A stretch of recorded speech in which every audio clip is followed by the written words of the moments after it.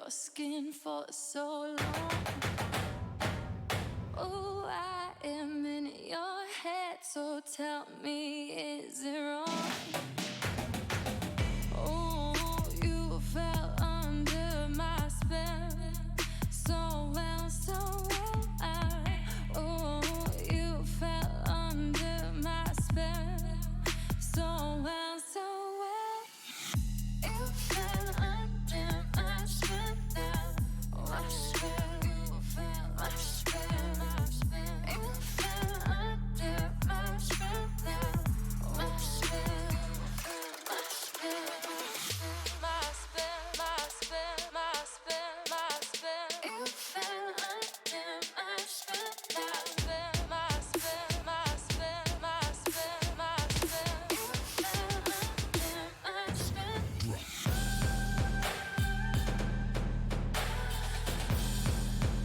You fell under my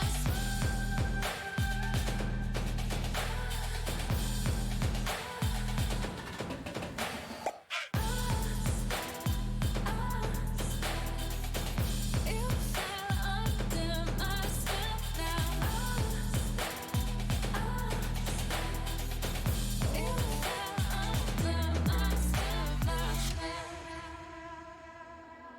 What I feel, my spell inside, my spell. I know you fell is right. My spell, what I can, my spell, and I hide, my spell, might steal. You fell under my spell now, my spell, my spell. You fell under my spell now, my spell, my spell. You fell under my spell now, now, now, now, now, now, now, now, now. You fell under my spell now, now, now, now.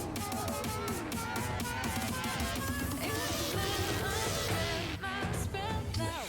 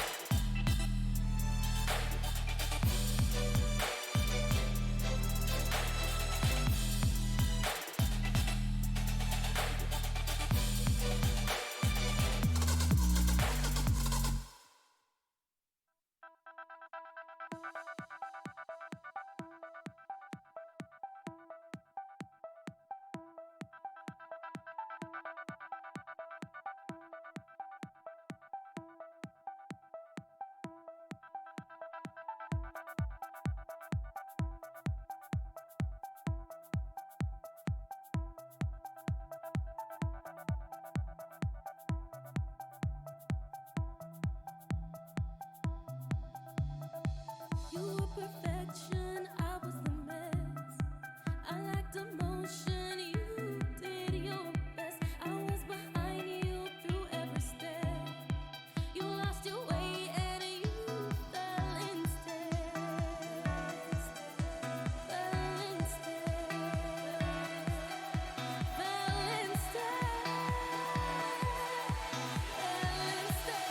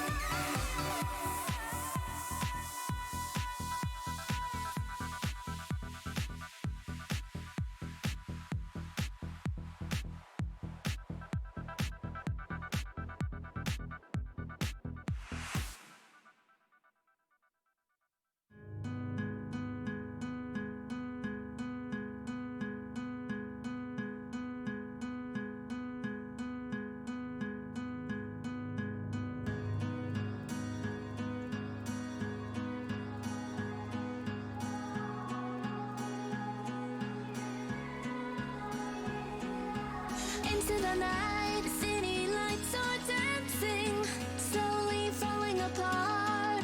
The shadows causing an outbreak. I'm wishing upon a star. This time I'm feeling stronger, and I know I can do better. The shadows causing an outbreak. I'm turning the light. We're gonna light it up, oh, light it up, ooh, light it up, causing an outbreak. I'm turning the light. We're gonna light it up, oh, light it up, ooh, light it up, causing an outbreak. I'm turning the lights on.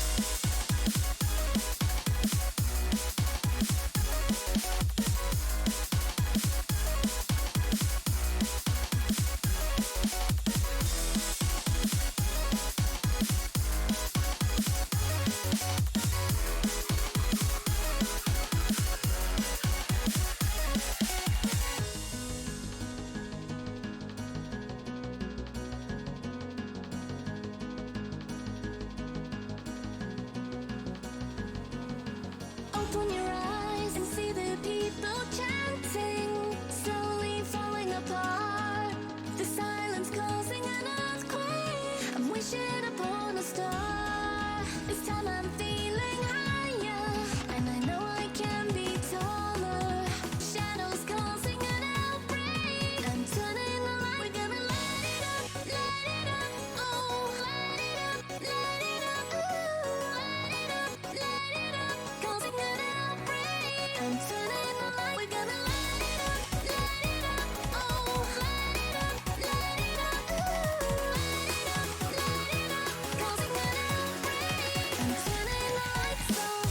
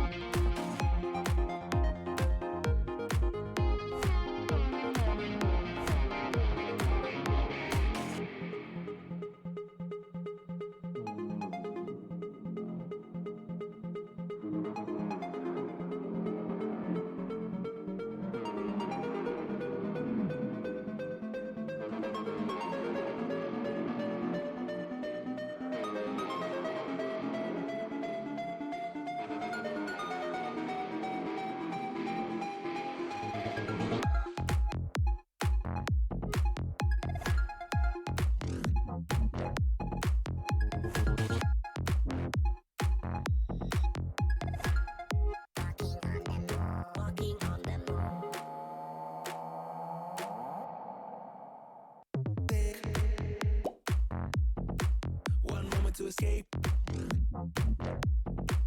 Will change your mood. And when you're walking on the moon, walking on the moon, chase your happy place.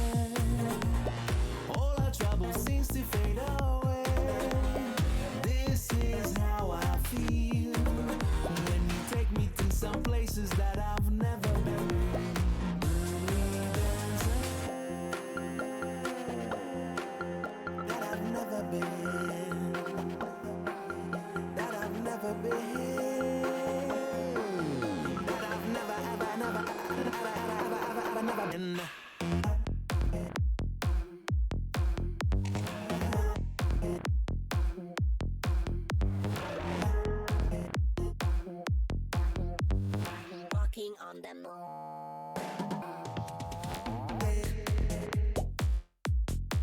We'll never escape.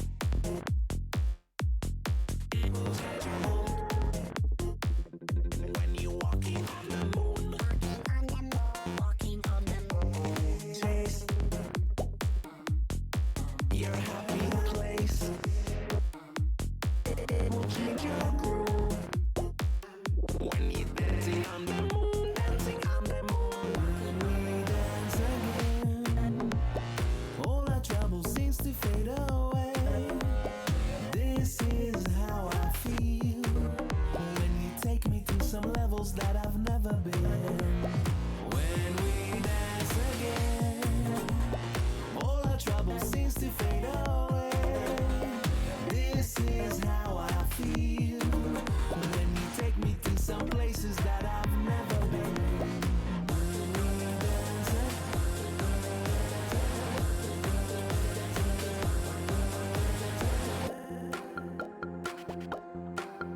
that I've never been, that I've never been,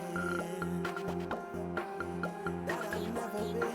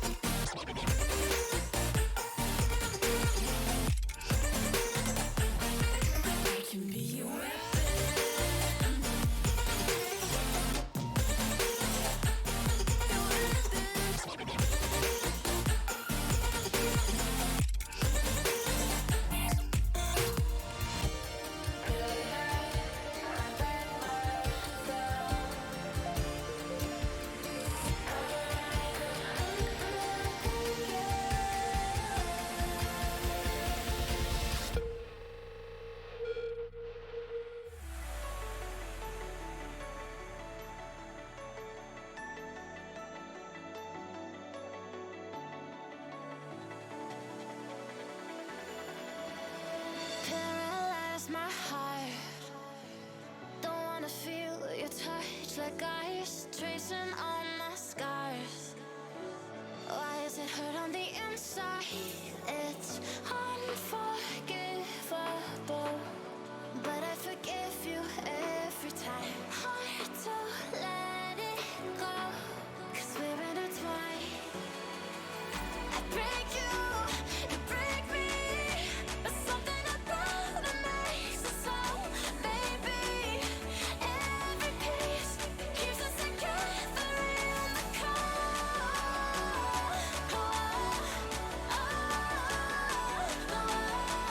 I break you, you break me, holding our love in chains of gold.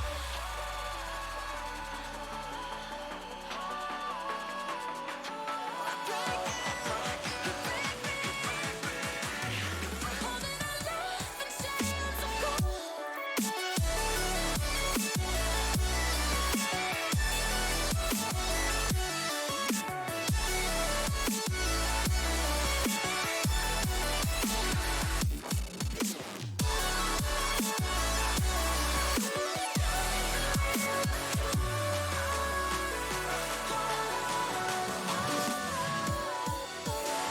Frozen in Madrid, I can't escape the thoughts of you. If I try to leave, when I'm with you I can't move. It's unforgivable, but I forgive you every time. Hard to let it go, 'cause we're intertwined. I break you, you break me, but something about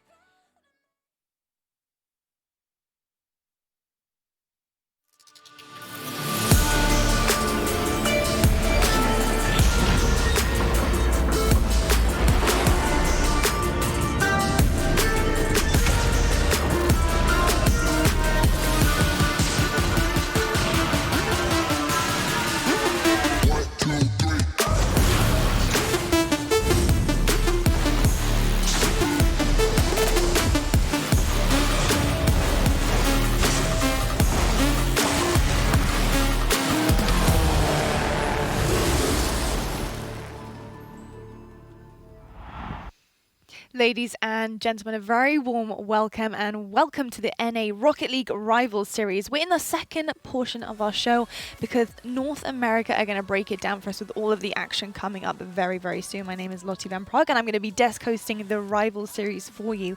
But I'm not alone up here on this glamorous, wonderful desk. I also have two glamorous assistants. Actually, they're better than assistants. They're analysts and casters. Thank you. The double trouble duo, I see. We've got Turtle and Stacks here. I'm terrified. I'm scared. Why are you terrified? Because Stacks has been roasting me so much the past few weekends, and I'm scared right now. You got me shaking. He's got like these stats. What do you mean you have nothing? I have nothing. What are you talking about? That's a lie. Lottie, that is a lie. Have I been mean to Turtle at all? I haven't seen anything of the like. However, Turtle, what happens behind closed doors? You can speak to us about it. What's been going on? You know what? I think it's just too tough to talk about. It's too tough? I can't. Stacks, you're going to have to really ease out on him here, you know, really ease out on. But what we're not easing out on is, of course, the standings that we have seen so far.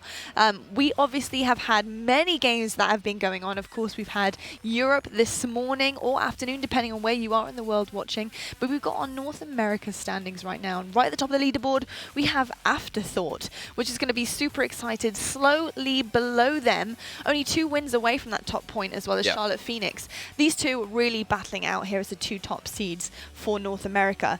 Do we think that Afterthought really have that edge on Charlotte Phoenix, or is that just the results that are showing here? I mean, I love Afterthought. They're one of my favorite teams right now coming in here. The storyline behind them, all of the way that they play and their play styles fit together perfectly, and they're a thrill to watch. But you know, Phoenix are definitely chasing behind them for that number 2 spot. Yeah, with Afterthought, it's great to watch the redemption angle for all 3 of them. All 3 players. You got Sathu, who was kicked off of a team that's still in the RLCS. He had Shock, who was kicked right before the roster lock deadline last season and had to watch his former teammates promote to the RLCS.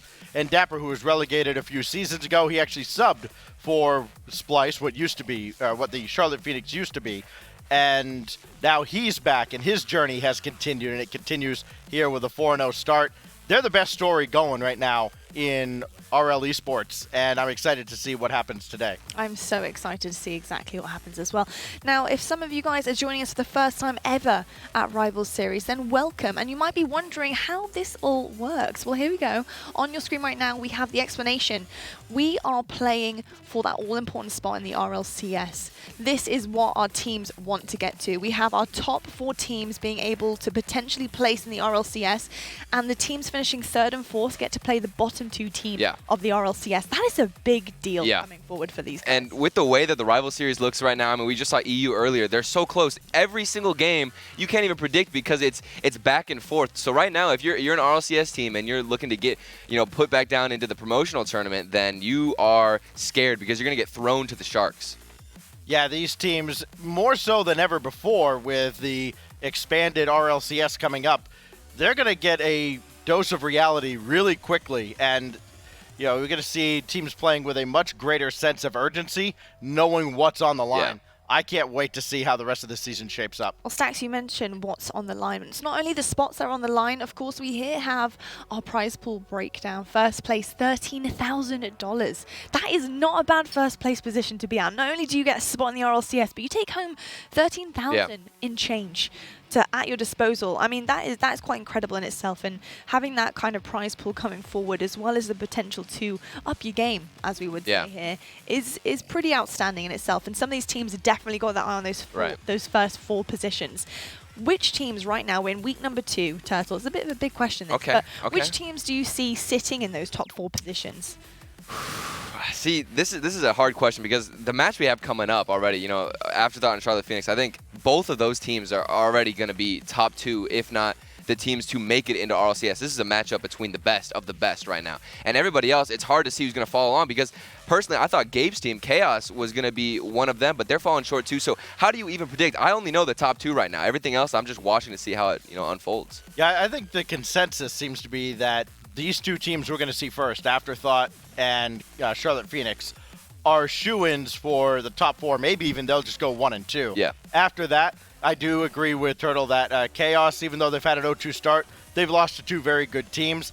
They'll probably be in the mix. And then after that, I mean, you've got, Bullsend linked up. You've got RBG.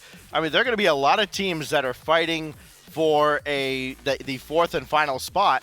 And it may well come down to one match somewhere in the middle of the season where they face off against each other. And then you're going to look back at it and go, man, what might have been. That is true. And face-offs we have, Stacks, because we have a stacked up schedule for you guys at home as well. We have plenty of action coming your way for the latter half of the afternoon. Match number 1, as we've mentioned, is Charlotte Phoenix taking on Afterthought. That is going to be a really exciting matchup. So stay tuned for that one, guys. Don't go anywhere. Match number 2, Chaos Esports Club takes on FMG. After that, we've got Linked Up versus Bullsend. And to round off our Rivals Series week number 2, we have Chaos Esports Club taking on Compadres. Now, for me, the highlight is got to be this match number 1. Yeah. But I'm also really excited to see Bullsend play again against Linked Up. I mean, that's going to be really, really great. Bullsend really impressed me. They've obviously got that 1 loss on the board, but those 2 wins are crucial for them, and they need to start building on that too. Yeah, I mean, for me, I'm looking at Chaos right now because this is a huge week for them. This is 2 matches on the desk that we're going to see here in Breakdown, and I think that, like you said, Stacks, they had a rough first 2 games. They're 0-2 right now, and they're kind of struggling to get some momentum. And if you go against, top-tier teams right at the beginning, it can be hard to keep the mental up. So we really need to see, where they go. And these are going to be some testing series that they play this week. Yeah, the start of your schedule is so tough because they start against, again, 2 very, very good teams. They go 0-2, and you think, okay, well, maybe this team isn't as good as we thought they were. Or they just lost to teams they're supposed to lose to. So I think that they could still go 6-3. They could even challenge for a top 2 spot if some other results go their way. But they're going to need to create their own luck a little bit, and they're going to need to start knocking off some teams. They got 2 big matches here. I think they should win them both, but time will tell. Well, arguably one of our closest matchups that we have seen so far in Rival Series. We, of course, have Charlotte Phoenix taking on Afterthought, a matchup I'm really excited to see. I think this is going to be really, really close. in terms of a series. I'm predicting a Game 5 here. I think we're going to see some extremely good Rocket League. I'm excited. Who would you pick out on this Charlotte Phoenix roster? I know we've seen fantastic stuff from both Karma and Jay Wismont, but for me, Shadow has stepped up. I mean, he was potentially that replacement they were looking for, and boy, they made a great choice. Yeah, as dangerous as Afterthought is collectively, unfortunately, they've got one guy on the opposite side of the field that can match up against them very well in Shadow. He has been, as you mentioned, Lottie, a great addition to the Charlotte Phoenix roster. There's only one guy in all of North America or Europe, RLCS and Rival Series, that is scoring more goals per game than Shadow. And this guy played with him once upon a time. It's Chicago up on G2. Shadow's averaging something like 1.2 something goals per game. Yep. He has been phenomenal. And, I mean, he might keep pace with Afterthought by himself. Yeah, I mean, he's one of those players, like you said, Chicago, he elevated his playstyle all the way to RLCS. You see players like this come in, make a great performance, no matter the team, no matter the results, as long as you can make a highlight player out of the team in the situation you're in, and you can really, I guess, express your mechanical ability and the things that you can accomplish. No matter the results, no matter how you perform with your team, you can still make a spot and, select, I guess, a position in RLCS if they're looking for teams, because this is a scouting league for a lot of RLCS players. And what do we think about Dapper being back in the mix as well? Of course, dropping out of RLCS in Season 5. He's back at it again here in the Rival Series and trying to climb the ranks back up again. Is he going to be a good game changer in this game series? Yeah, I think he will be. It's a lot like the Odyssey for Dapper. I mean, he was relegated out of the RLCS, what seems like forever ago. He went and he subbed, and he tried to play his way back into the Rival Series. That didn't work out, but boy, has he found a good roster around him this time around. And it's not like he's hoping those two will carry him.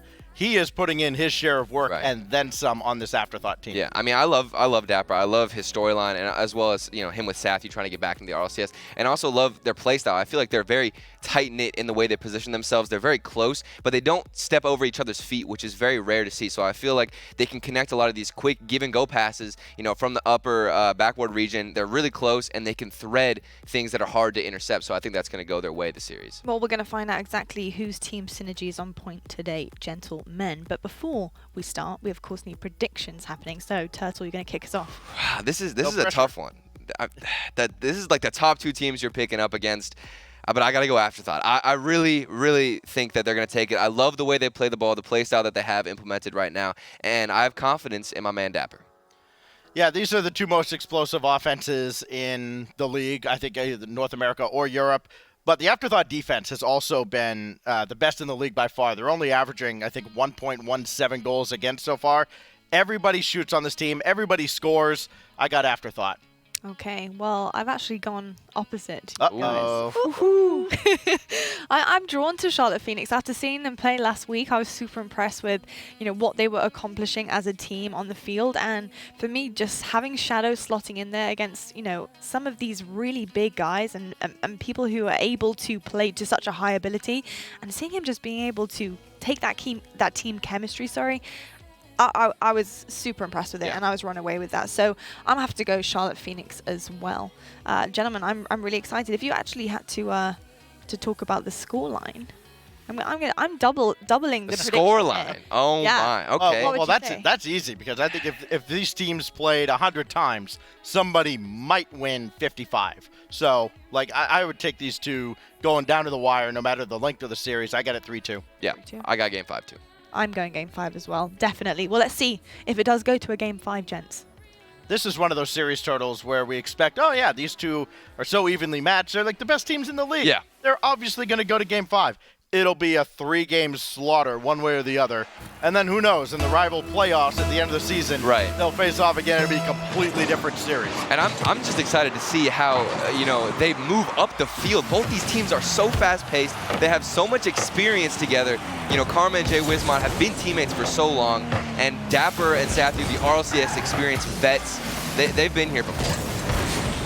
It will be Shadow beaten out there on the side, but he'll hang around on the play. His shot is going to be wide, and we are off and running in maybe the most anticipated matchup of the season coming your way to start off week 2. Shadow rolling one in. Karma will steal the goal 30 seconds in, and it is the Charlotte Phoenix. And right away, 30 seconds in, disaster strikes. Nobody's home for Afterthought. Karma's just going to slip it through a great pass and opening from Shadow to realize nobody's back. Let me just thread this through, and that's going to start him off with 1-0. Now the response has to come from Afterthought, and a quick response perhaps. Shot by Dapper off the kickoff save, follow-up from Sathu from the wing, and we're right back where we started. You already can see the fast-paced gameplay we're going to get out of this series. Sathu from the corner. Nobody expected him to get this shot, and he nails it. An absolute slanger from the wall, and he responds instantly to this Phoenix offense. Goal number 1 took 30 seconds. The response only took 7. What do they have for an encore? It is Shock over towards Dapper, but Karma's all over it. Interested to see Dapper throughout this series because, of course, he did sub alongside Karma and Jay Wismont on Splice, but nobody could prepare them for this. It's Shadow adding another. Almost a repeat of the play that we just saw. Jay Wismont now finding Shadow across the pitch. There's even somebody home, 2 defenders in net, yet Shadow can find the opening in and finish and punish a defense that's a little bit all over the place. I think both defenders are probably wondering the same thing I was. Wait, he's there? Yeah. Why? Karma got the flip reset, but Shock is all over it. Now he'll need to climb up and try to find Sathu, but that ball's gone a little too far. Now Jay Wismont. Dapper at Shadow, and it will go right over towards Karma. One thing you know you're going to get out of the Charlotte Phoenix Turtle is great team play on both ends of the field. Everybody misses here, but nobody's panicking. It's great spacing from the Phoenix. And I think that's because of the comfortability that Karma can add. And speaking of Karma, she's going to put one in right now off a great pass from Shadow. And that great spacing, you look at how not spaced out Afterthought was, and it pays off for the Charlotte Phoenix, able to move left and right and center down the field. I mean, all 3 goals have been almost the exact same situation. Finding a pass across the pitch, around midfield, and then somebody's there to get a great finish across the net. Shock will let this ball go, and it will be Sathu left to try and challenge. He doesn't even go for this, so Shock will have to. It's awkward for him, and Jay Wismont scores another. Awkward defense. Karma doing a great job putting it in one of the hardest spots to read. You can't blame Shock, but at the same time, this high level, this competitive of a season, you got to make those hits if you want to beat one of the top contenders for the league. We have had 5 goals very quickly from the 2 best offenses in the league. Should come as no surprise. I mean, we're only 2 minutes into the game, and we have 5 goals. This is a shootout, mainly coming from Phoenix right now, Charlotte Phoenix. We expected from Afterthought, everybody shoots, everybody scores. That has been the case. There is no weak link on this Afterthought team, but right now the whole team seems to be the weak link as the Charlotte Phoenix are scoring at will. Karma looking to center another. Dapper will not get the touch, and Karma almost dropped that in on the far side. That will be Shock. He's up. Bag shot off the ceiling. Saved by Shadow, his 3rd save. And again, we see this from Shadow in particular. He gets it done on both ends of the field. He's a guy who will actually come up with a hat trick and a savior medal all in the same game. I mean, and how much respect can you give to him? So dominant. But at the same time, I'm really excited to see Afterthought try and break out of their own half right now. But I mean, the defense from Charlotte Phoenix on point so far. And 3 minutes in, nothing really conceded on their end. It will be Shadow playing another one through that Sathu will get rid of. Just a little too strong for Shock in the defense of the Phoenix. Able to send this ball right back downfield. But back it goes into the Charlotte end. And eventually Afterthought's got to break through again. They have only scored off the kickoff, and they haven't had much in the way of sustained pressure. And I was a little bit shaky on Karma's defense, watching a lot of the replays, a lot of their games. I felt like she rotated it in a bit slower and sometimes would cut rotation just to go for the challenge. But right now, everything is flowing so well for the Charlotte defense. No mistakes, they're spacing out so well. And we've seen that with the goals they've gotten, realizing all this space, the positioning from their teammates, and how to connect. Dapper was hoping that ball would roll up, and as soon as it bounced away, it became awkward for him. And now it's Karma looking for Jay Wismont. Not happening there. Now Dapper, his shot will not get Afterthought any closer. Instead, the Charlotte Phoenix are going to break out yet again. Oh, Jay Wismont blocked in the air, but that doesn't take possession away from them. Yeah. They stay with the ball. They don't give up on any play. And here they are again, right down Afterthought's throats. Another ball that'll take a high hop that Shock will get rid of, but the writing has been on the wall pretty much from the opening kickoff. This has been all Charlotte Phoenix, and we're waiting for Afterthought to get off the bus. And Afterthought just can't win a challenge right now. Trying to keep possession, trying to bang it off the wall. We see right there, but Shadow and Jay Wismont in the space that somebody should, from Afterthought, should be taken up as well. There's no real challenges coming in, and if it is, it's super late. The final seconds will mercifully tick away here for Afterthought as they prevent Karma from adding to the scoreline, but they may not stop Shadow. That one is blocked away by Shock. Yet another savior medal in this game, and Afterthought are relieved to see that one end because they were stunned. I mean, I'm hoping that was a warm-up game. I picked Afterthought to win, but that was such a dominant performance right now from Charlotte Phoenix. They just starved Afterthought, denied any offensive opportunities, and were always in the face in that space. Well, that was not pretty at all for Afterthought, and now for advice on how Afterthought can get back into the series, I call on a guy who participated in a 3-0 sweep of Splice. Thank you. Yeah, that's about as nicely as I could put it. Look, Triple, what do they man, need to do? I said that you were going to roast me earlier, okay? That was way more of a compliment than I thought. But let's be honest, I got carried by Chicago. Okay, that's true. Okay. But, I mean, I didn't say it. He did. when you talk about the influence that Karma's had, I mean, whenever we were playing in the rival series against her, I think that she was more of defining how she played. And, you know, the rival series for her back then was really the training grounds for her. And now she comes back into the rival series. She is a veteran. She knows how to handle this. And you can tell the confidence has increased so much dramatically for her performance. And it's almost like she's not forcing herself to hit the ball all the time because she knows that she's displayed her mechanical abilities already. So that is now for Afterthought to get back into this series. They have a lot of work ahead of them because they're up against an established veteran, to say the least. By the way, he was also outscored by Dude with a Nose. Oh, there it is. That season. There it is, Stacks. Thank you for that. I'm feeling confident now going into the series. And, I mean, really, you got to stop and open up that space if you're Afterthought and just try and deny any of those cross-pitch clears from Charlotte Phoenix. It is going to be Sathu trying to win a challenge off of Shadow to start things off at a fresh start for Afterthought in Game 2. It is Sathu popping one up. That is easily cleared away by Shadow. And Sathu has to rush all the way back. So too does Shock. That means nobody can challenge this. And Jay Wismont had a lot to pick from. His shot is blocked away. Sathu through the smoke screen. Didn't have any boost. And Shadow is not fooled by the play one bit. Good idea from Sathu. I love the patience and trying to get the mind game, but just not connecting anything.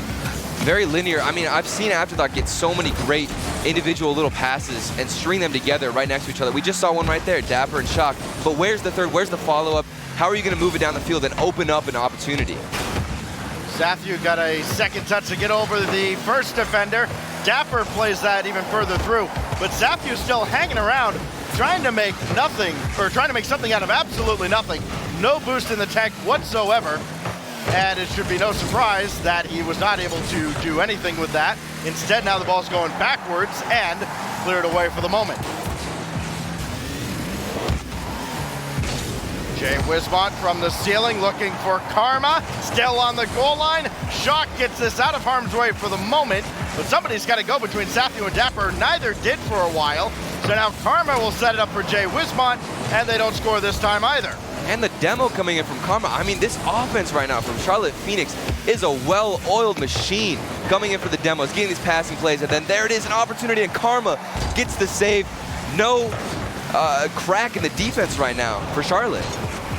This will find its way on target, but Dapper's there to corral it. To the ceiling looking for a teammate, but again, the problem for Afterthought, as soon as somebody tries to go downfield, there's no support for them. Yeah. Nobody in midfield waiting for a pass they're way too far back and the play develops way too Exactly. So much respect from Afterthought coming through against Charlotte. You got to push yourself up, get in these situations. It might be a risky play, but at the end of the day, I mean, risk for reward. You have to throw something at the ball.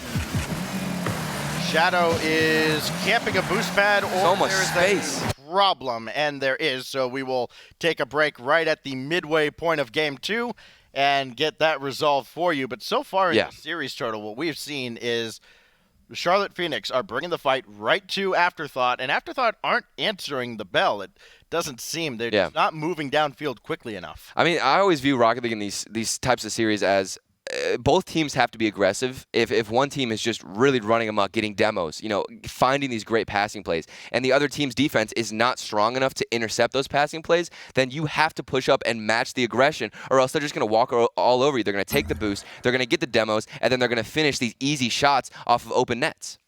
There is a player that is disconnected. That is why we have the pause right at the midway point of game number 2, so we'll get back in as soon as we can get that player back in. But hey, they're going to need this little break as well, I think, Afterthought, because they need to rethink what they're doing on both ends of the field. Even defensively, we've seen a lot of, especially between Sathu and Dapper, a lot of, you got it? Oh, I got it. Yeah. Oh, you got it. Like, somebody's got to make a decision. It's hesitation. Yeah, I mean, they can't decide on who's really going to push out in that instance. How are we going to, continue the rotation? And I think that kind of hesitation is something that you just can't have against Charlotte Phoenix right now. Both of these teams, I can't repeat enough, these are the top 2 teams that we're looking for in contention for the top 2 seeds to face off in RLCS and instantly make it there with this new bracket and, the improvements to the rival series.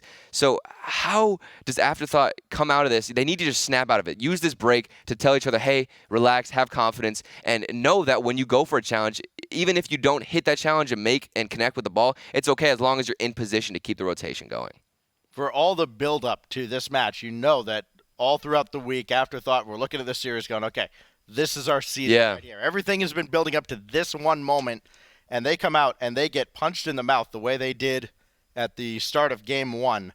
That has to be deflating to a team that's got a lot of high expectations. I mean, it hurts, man. Like, Dapper especially, Sathu, the storylines are there. And then now they're going up against people who also have that similar storyline.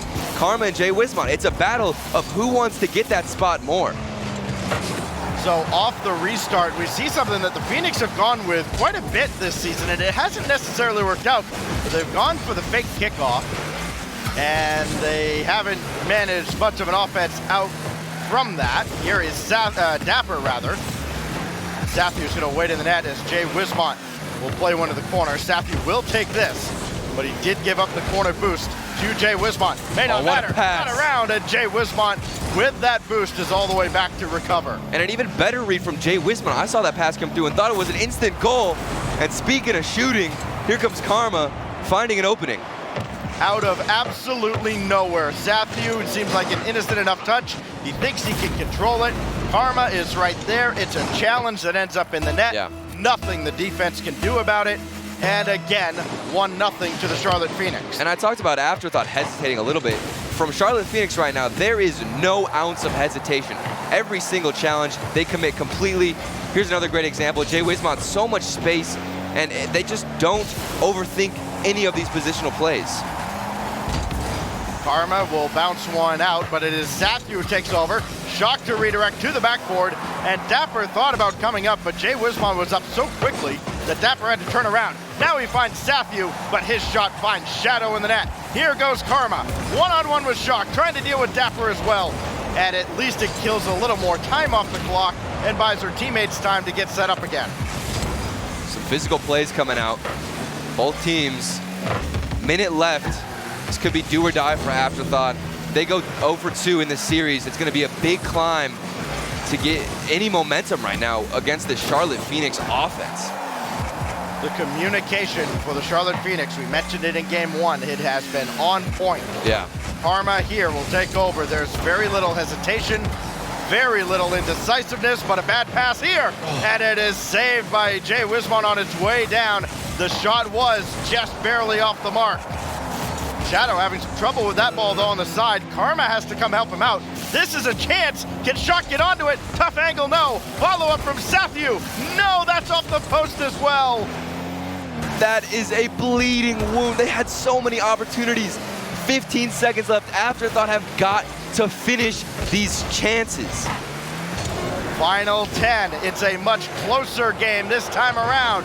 Shock looking for a pass, finding no teammates. All the clear. Now they have to go the length of the field. They're already halfway there. Dapper to pop one up, but Shock has been taken out of the play, and that demo secures it for the Phoenix. What a barrage of shots at the end there for Afterthought. I almost was guaranteed that they were going to find some kind of goal, some kind of success there, and yet Phoenix holds strong, and a lot of that comes down to Jay Wismont getting crucial saves at the end of that series, or excuse me, that game. Just incredible. The way we thought this might turn out, Yeah. right? Yeah. A game that's supposed to go all 5 This is games. crazy. It's supposed to be very evenly matched. It has been very one-sided. Even though Afterthought had something like 12 shots in that game, they still cannot get one in the net. Only 4 shots for the Phoenix, but the one that matters went in from Karma, and it's just off of a challenge. I don't even think it registered as a shot. Go figure. And I mean, I love the element that you brought up earlier, Stax, the communication. We talked about a little bit in Game 1, finding each other on the opposite ends of the field, viewing the space, and that really comes down to everything. Communication in this game bleeds to every aspect, mechanically, positionally, mentally. It is the foundation to find good, solid Rocket League, and that right now is what we're seeing from Charlotte Phoenix, always in position to get these saves and to finish every single shot that comes their way. Leadership is such a huge factor in Rocket League as well, and I almost said Splice. Charlotte Phoenix have a pretty good leader off the field and as well in Jimmer, who has been phenomenal with this group. Even when Karma couldn't make it to a DreamHack event, he ended up saying, all right, I'll call my own number. I'll jump up on the stage. I'll play with him. I mean, they have a great support system for them, and we'll see if Afterthought can somehow find a counter and break out of the defensive area. They're a team that's going to keep you honest on kickoffs, too.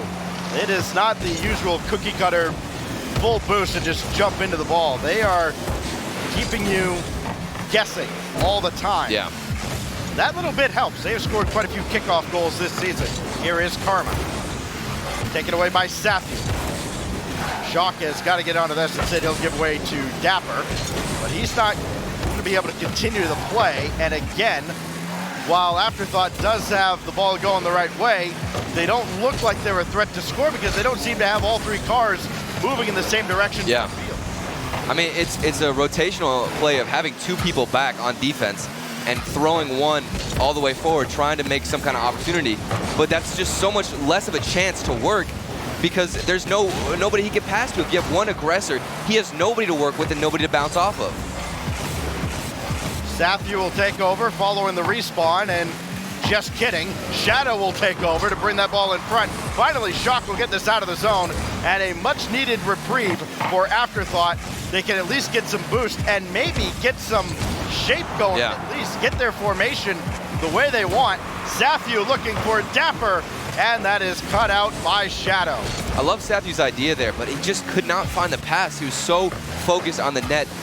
You know, kind of that play style I talked about earlier of just, you know, throwing whatever you have forward, not really trying to be too horizontal with your passes, and that's going to bite it because it's so easy to predict any form of passing like that. Shock will try to chase this ball down, but Shadow is all over it. Now Shock has Sathu in midfield, took the shot instead, and he could not even bait out the defense because it's so well controlled by the Phoenix. I mean, this has to be frustrating to play against if you're Afterthought. Yeah. You're digging deep into the bag of tricks. You're scratching the bottom of the barrel at this point, trying to find anything that'll work, and it is defended almost effortlessly by Charlotte. Karma will give a little token pressure, took the corner boost away from Dapper. Now Jay Wismont beaten by Shock. It's a chance as he gets that midfield boost, and that little turn by Karma, a fake challenge, threw him off, and the attack dies a cold death, and then Jay Wismont scores on an empty net. And just, you see the hesitation come out again. Shock being a bully and getting almost 2 bumps, I believe it was there. But Dapper, he's so far back. He's so, I don't want to say like not confident in his teammates, but he's hesitant to push forward. He can't get the follow-up, and he gets stuck in no man's land trying to make a decision. Karma knew she was in an unwinnable spot with Shock picking up that midfield boost. Just that little turn put him on skates and ruined the whole play. Now she's going to try to score, but Dapper's right there for the save. Sathu thought he had a run out, but Jay Wismont comes up. And again, we talk about speed and moving forward. Yeah. It's the Charlotte Phoenix that are rolling the dice, taking all the chances. They have a lead now with 2 minutes, and they're not just sitting on it. They are bringing the fight right to them. Karma cannot score on the weak side, but again, the ball stays in there. It is complete disarray for the defense of Afterthought, and it doesn't look like there's any daylight to be found. Finally, they get out of the zone, but for how long? And this is a thrill to watch, this playstyle from Charlotte Phoenix. I mean, they are going in with crazy individual passings with the back two players, and then the aggressor goes in for the bump at the demo, and you see it so often. The ball's getting passed around, and then the demo happens, and you think, how can Afterthought maintain any form of defensive form when they're getting demoed and their boost is getting taken? With a minute 15 remaining, Afterthought looking for some semblance of offense and finding a bunch of blue cars. It is Karma challenging there. Jay Wismont will play it out. Karma will go chase, but Shock is up for this. Finally, Dapper will make a quick turnaround, and he is blocked again by who else but the man of the hour, Shadow. Karma trying to roll one into what looked like an open net, but Sathu is there.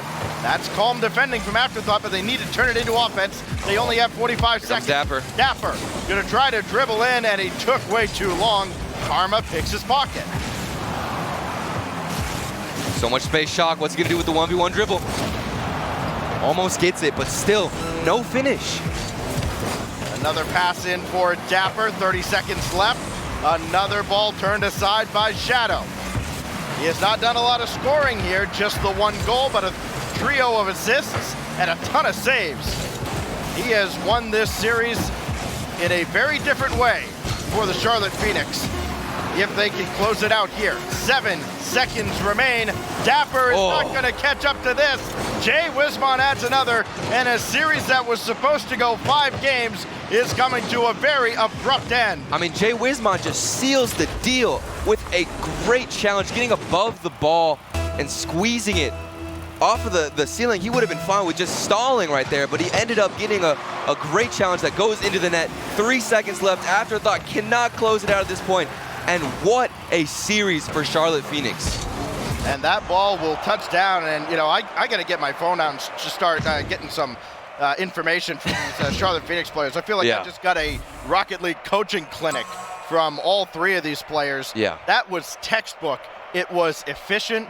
It was as clinical a beatdown we've seen in the rival series, and we've seen some pretty lopsided matches. I mean, they didn't even let Afterthought get a taste of success that entire series, constantly hammering down with the demos. Like I said, whenever 2 players are going for a pass, there's nobody on that field for Charlotte Phoenix who's stalling and not fulfilling a purpose. They're either going for a demo, getting a mid-boost, constantly going back in rotation. They're never stuck in no man's land. That Afterthought, you know, Dapper, we saw in that game there that he was stuck there so many times. And, you know, Phoenix, like you said, textbook. This is how you play Rocket League, and a great way to go against one of the best teams in the league. 3 down and 6 to go for the Charlotte Phoenix, and they don't look like they're stopping anytime soon. But Turtle, I hope you're ready for our next matchup, because coming up in just a moment, we got 2 teams that are just going to run up and down the field. Nobody's going to play any defense. They're going to average about 20 shots a game. It is Chaos Esports Club and Full Metal Gaming coming your way next.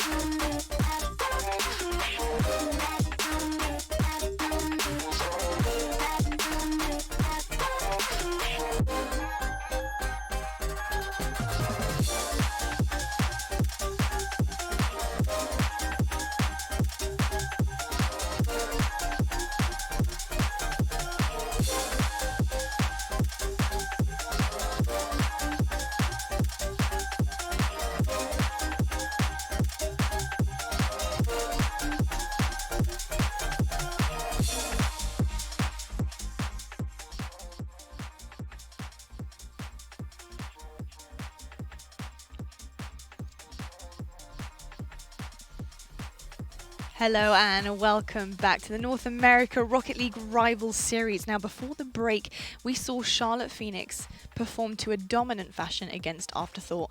I mean, they pretty much were an afterthought by the time that they had finished with them, because what an incredible standout part of Rocket League Rival Series we've seen so far. I'm so impressed.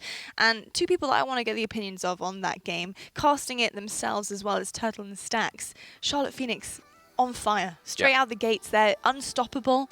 What was going on? I don't know what's going on. This is what I'm saying. This today has been crazy. You know, the EU matches earlier went the complete opposite way, and then finally we get down. I'm like, oh, you know, I know these guys. I think I have a solid prediction. We said game 5s, and then all of a sudden Charlotte Phoenix looks like a top caliber RLCS team. Yeah, that was incredible. Karma tweeted out afterwards, starting to click as a team. Like, you're starting to click? Little. Yeah, I think they've been clicking for a while the way they were playing. They were firing on all cylinders and then some.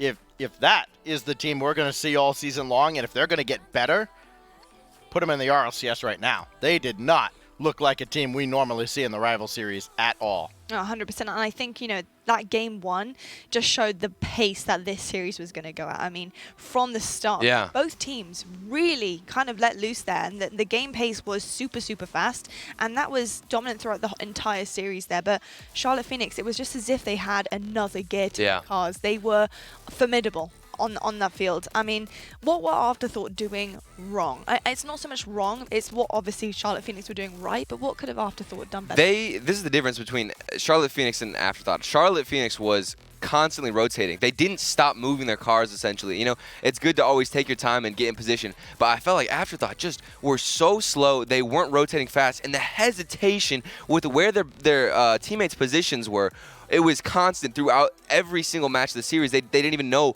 where or who should challenge next.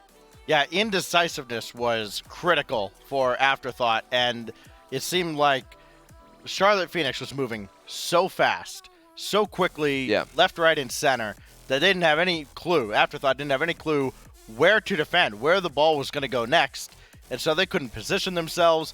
And even when they did get the ball downfield and they could finally get some pressure, they decided, whoa, they're going to get this ball downfield. Somebody's got to go back. And then two people would go back. And nobody knew who was supposed to be where. And then, as you see, the final result is just a beating. I think so far in the rival series, I'm yet to see a team that can do it all. And for me, I mean, looking at their defense, they were always back. Yeah. They were always ready and waiting for Afterthought, and their offense was on point. It was stellar. They executed exactly what they wanted to do, and I felt like that entire series was theirs. It was, they were playing with Afterthought the way that they wanted to, and I was really impressed with that. And you did mention there, Turtle, as well, that they have a complementary play style to their individual players on the team. Yeah. And that was merging together and became so obvious towards the end. I completely agree. As well. And it felt like, you know, for them, it was a matter of if Afterthought could find holes in the defense, and there were none, because the rotations were not sloppy at all. It was so clean. And if Afterthought wanted to have a chance in that series, they had to do some creative pass playing. They had to have better mechanics, hit some double touches, use the backboard more, and just try and find each other and not go for punishing goals, but rather creative offensive goals. Yeah, the whole series, it felt like Afterthought were guessing, and unfortunately for them, guessing very, very wrong. And again, the end result, that was clinical. Yeah. If you ever want to teach somebody, hey, how do you get good at Rocket League? Just show them those 3 games and go, watch what the blue cars did, and watch what the orange car did, and don't do that. Stacks, I've been asking you this for 2 weeks now. How do I get good at Rocket League? Were you just waiting for those games, Stacks? Yeah, I was just I'm wondering too. I mean, you roasted me. Yeah. I need some tips, Stacks. Come on. Score more than 184 points a game. I don't know. There it is. I've been waiting.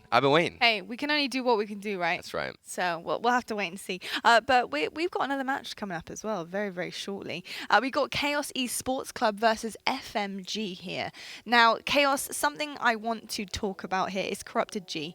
Is he going to elevate this roster into the team we think that they can go to? Is it the next level for them? Yeah, there's certainly a mixed bag. I think what's truly bizarre about this whole team is that you've got Taroko that's averaging a goal per game, but his 2 teammates are averaging spectator per game. They are not contributing on the offensive end that whatsoever. Was a big run. Oh my! While they've had tough opponents, like Corrupted G was added to this roster to add a veteran influence, and right now he's averaging 0.2 goals per game. He's shooting 7 point something % on the season. He's got to, first of all, Taroko's got to trust him enough to get him in situations where he can get quality shots. And he has to not be playing against Charlotte Phoenix. That will also help. But he's got to trust Corrupted G. You brought him on this team for a reason. Let him lead by example. And I think Corrupted G is capable of doing that. He's got plenty left in the tank. We haven't seen it yet. Today, I think, is a good opportunity for them to get some wins and boost those stats a little bit. And against FMG, is Corrupted G going to be able to play to his full potential? Because sometimes actually when you're playing a opposition that's better than you or does actually start to prove some difficulties in the game, that's really when you start elevating your playstyle. I mean, for me, I think this is a confidence booster for Chaos. I personally think that, the first 2 matches against Afterthought and RBG, I was forgetting a little bit. RBG, those first 2 matches, I mean, those are difficult matches in this rival series. It's so competitive, and this could be a confidence booster in a matchup with, on paper, they should win, and they should, have a clean game here against FMG.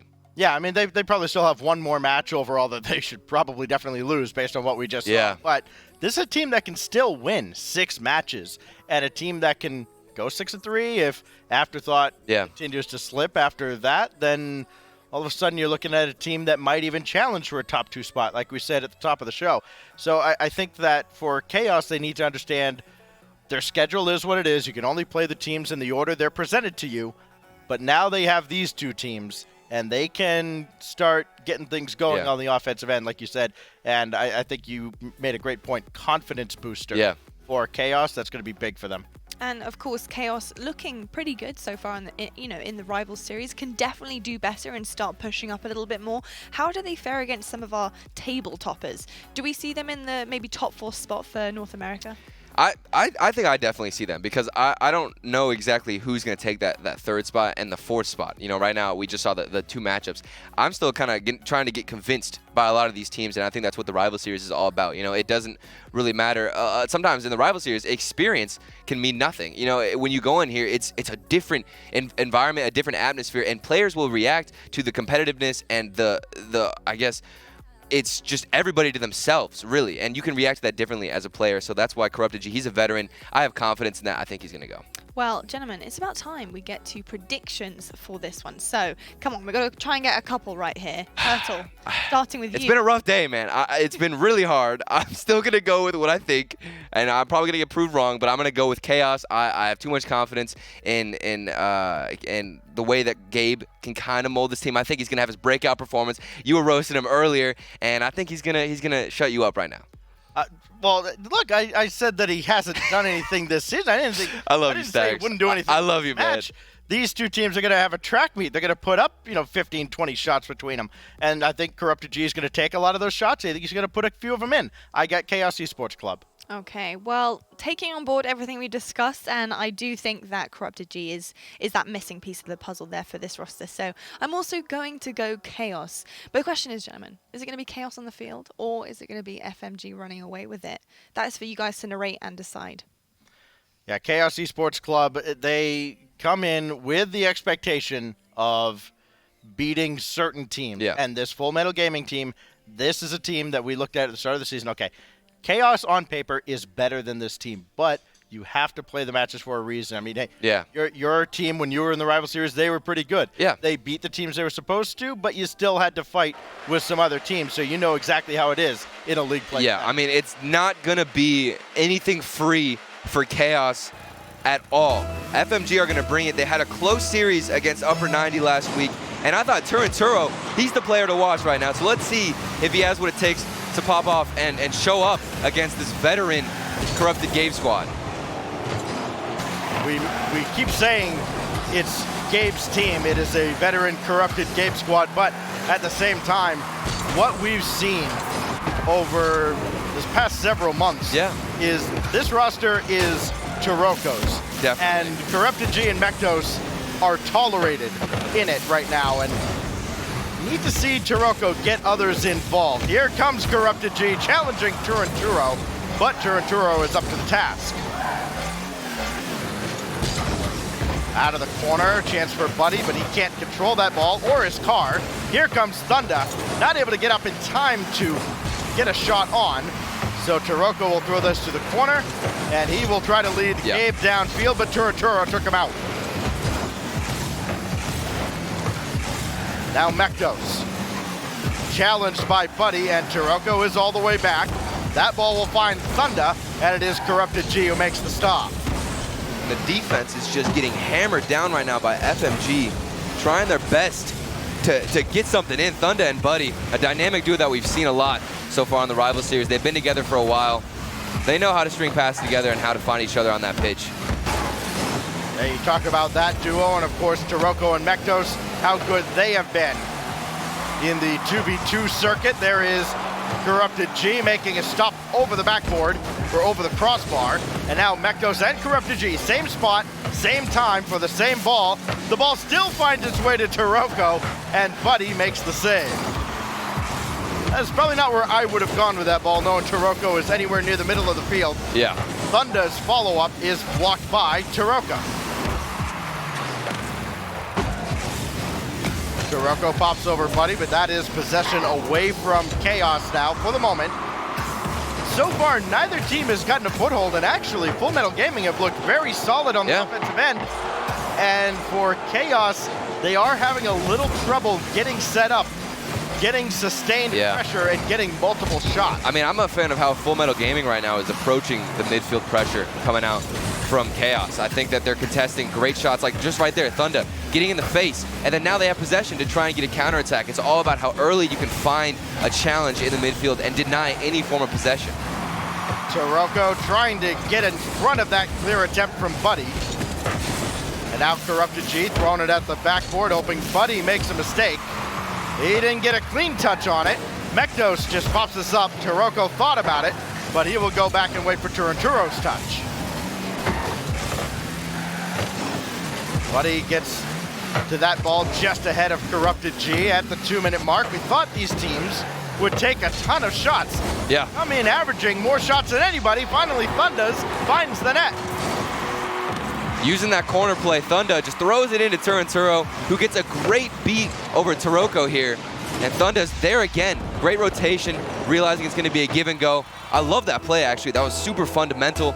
And it's nice to see Full Metal Gaming really bringing it to a Chaos Gaming that we thought wasn't going to, I guess just run all over him. Taroko gets this ball out to center, and Mektos' shot is blocked by Thunda. Chaos was looking for a quick answer after a lengthy stalemate. Yeah. None coming, though. And now this out of the corner for Taroko to try and clear away, but Turanturo gets the better of him for the moment. Taroko again looking for Corrupted G, setting him up, and the shot is saved by Turanturo. Now we're seeing the Chaos offense in not quite its final form, Yeah. but it's looking a lot more polished. It's definitely more open to getting these infield passes and not just clearing it, hoping somebody can get a solo individual play. But right now, Chaos finding each other, breaking out a little bit more, and it took actually a conceding goal to start this, which is not what you want with a minute remaining. Buddy and Thunda almost collided going for that ball, but Chaos not able to take advantage of the confusion, and Taroko will forego the corner boost for the moment, now take it over, and Corrupted G needs to get this ball out of his own end with 40 seconds left. Now it's Taroko. He's spending all of his boost to try and find Mektos, but he's not there because Thunda took him out. Now Turanturo looking to add to the lead, but it's blocked away by Taroko. And the pressure keeps coming. That demo earlier was so vital in keeping everything on the other end and stalling right now. And here comes FMG. Turanturo is going to capitalize off of Gabe on the backboard. And just what a possession game from them. Corrupted G trying to hang on the offensive end, realized he had to sprint back, and Turanturo just watching him like a hawk the whole way, and just waits for his touch, drops it in behind him. 2-0 the lead now for Full Metal Gaming. And as we mentioned during the European half of our Rival Series show today, predictions have not gone well. Yeah, I'm just gonna start thinking one way and then just go the opposite of how I feel. Because at this point, FMG are definitely representing why the Rival Series is such a thrill to watch. It's anybody's game. It is so close in competition. And Turanturo, Thunda, Buddy, what a performance from them. What has gone well, as we've mentioned, as you've seen over the last 5 minutes or so, Full Metal Gaming's offense has gone very well, but the defense has been even better. And these are two teams that, again, they come in averaging, Full Metal Gaming averaging 10 shots a game. They're held under that, but more importantly, they don't allow many shots on the other side. They only allow teams about 6 or 7, and the game that you just saw definitely followed that trend. I mean, I'm thinking it's going to be a warm-up game because, like you said, we thought it was going to be a shootout. We thought both teams were going to have great opportunities, just hammering everything they have at the net, but it hasn't been that way. And Gabe, I can't help but think to that last goal where he just tried to get it clear off the backboard. He could have gotten a double touch, and that just denied any momentum for them. And Chaos, they're struggling a little bit on finding clears and, taking advantage of the midfield. So now the task is very clear for Chaos Esports Club. They need offense, and they need to find it fast, because we've seen teams, they don't get started coming out of the gates in a series, and they never warm up at all. If that happens with Chaos, their season may be over. Yeah. I mean, this is crucial. A very pivotal week for Chaos, and they need to show up in these two matches this week. Yeah, they cannot be stuck looking ahead to Compadres thinking that Full Metal might have been an easier win, because they have proved to be anything but that. Corrupted G pops this up. It's not a very good clear. Turanturo trying to drop one down to Buddy. I think the Chaos defense might have been baiting them in a little bit, trying to go over top. That miss from Corrupted G is no bueno, however, and Corrupted G needs to get this away, and he does.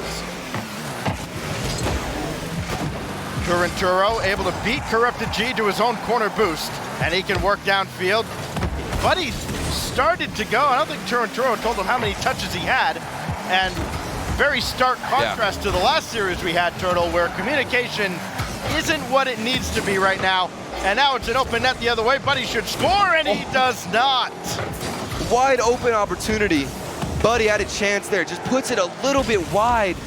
Not able to get the follow-up, and that is rough. That could have been a great goal to start out the series, but here's Buddy again with a rebound shot. Turo's there to finish it off, and he gets redemption. That is what this offense is supposed to look like, and that is brilliant, moving back and forth across the net. Two cars with anchors on their tires, not able to get up off the ground. 1-0, 1 minute in. And that's something that I did see a lot from Chaos EC when I was watching their replays. It's something that is a common theme in rival league. You know, you got to have a defense that's rotating into the midfield above the net instead of having it form an assembly line, going behind the goalkeeper. Try and move into space, challenge everywhere on the field that you can, and don't overcross your teammates. This man made 10 saves in the rival series. He knows what he's talking about. Thank you. Thank you for that. Here is Thunder. Looking for Buddy, and Thunder will take the shot himself, and the shot is off the corner. I did my homework, Turtle. You know what? That hurts me, man. That hurts deep in my soul. Here is Buddy again. That gets through Taroko. Full Metal Gaming trying to set up shop in the offensive end again, but Taroko, well done. You get that ball out wide to Corrupted G, but Taroko being there on the back wall, you can't pass the ball to him. He can't score from there. Well, okay, he can score from there, but he's not going to on that play.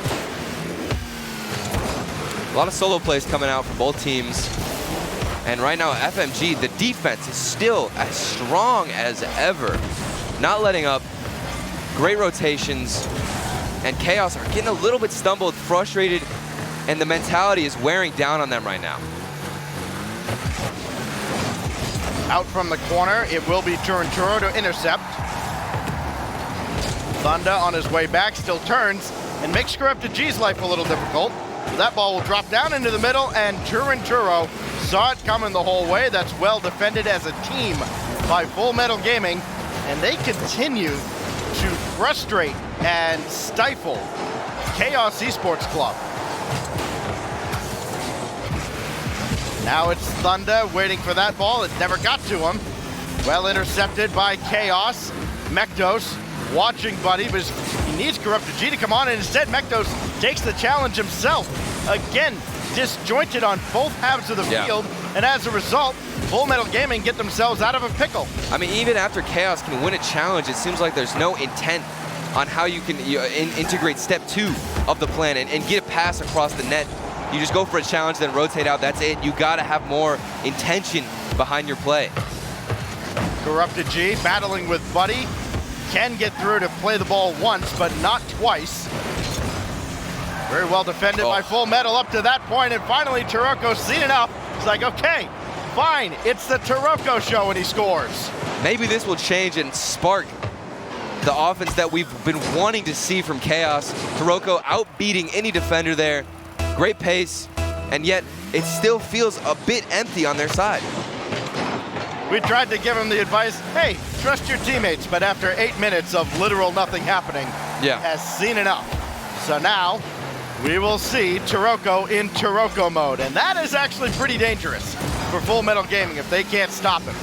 Here goes Corrupted G and Taroko. All three cars looked like they were going the same direction towards the ball, but finally, Chaos at least gets this ball down to the corner, but they can't play it any further than that. Nowhere near the center of the net, and they will reset with a minute to go. It will be Taroko, able to get around Turinturo. Corrupted G had Taroko streaking downfield.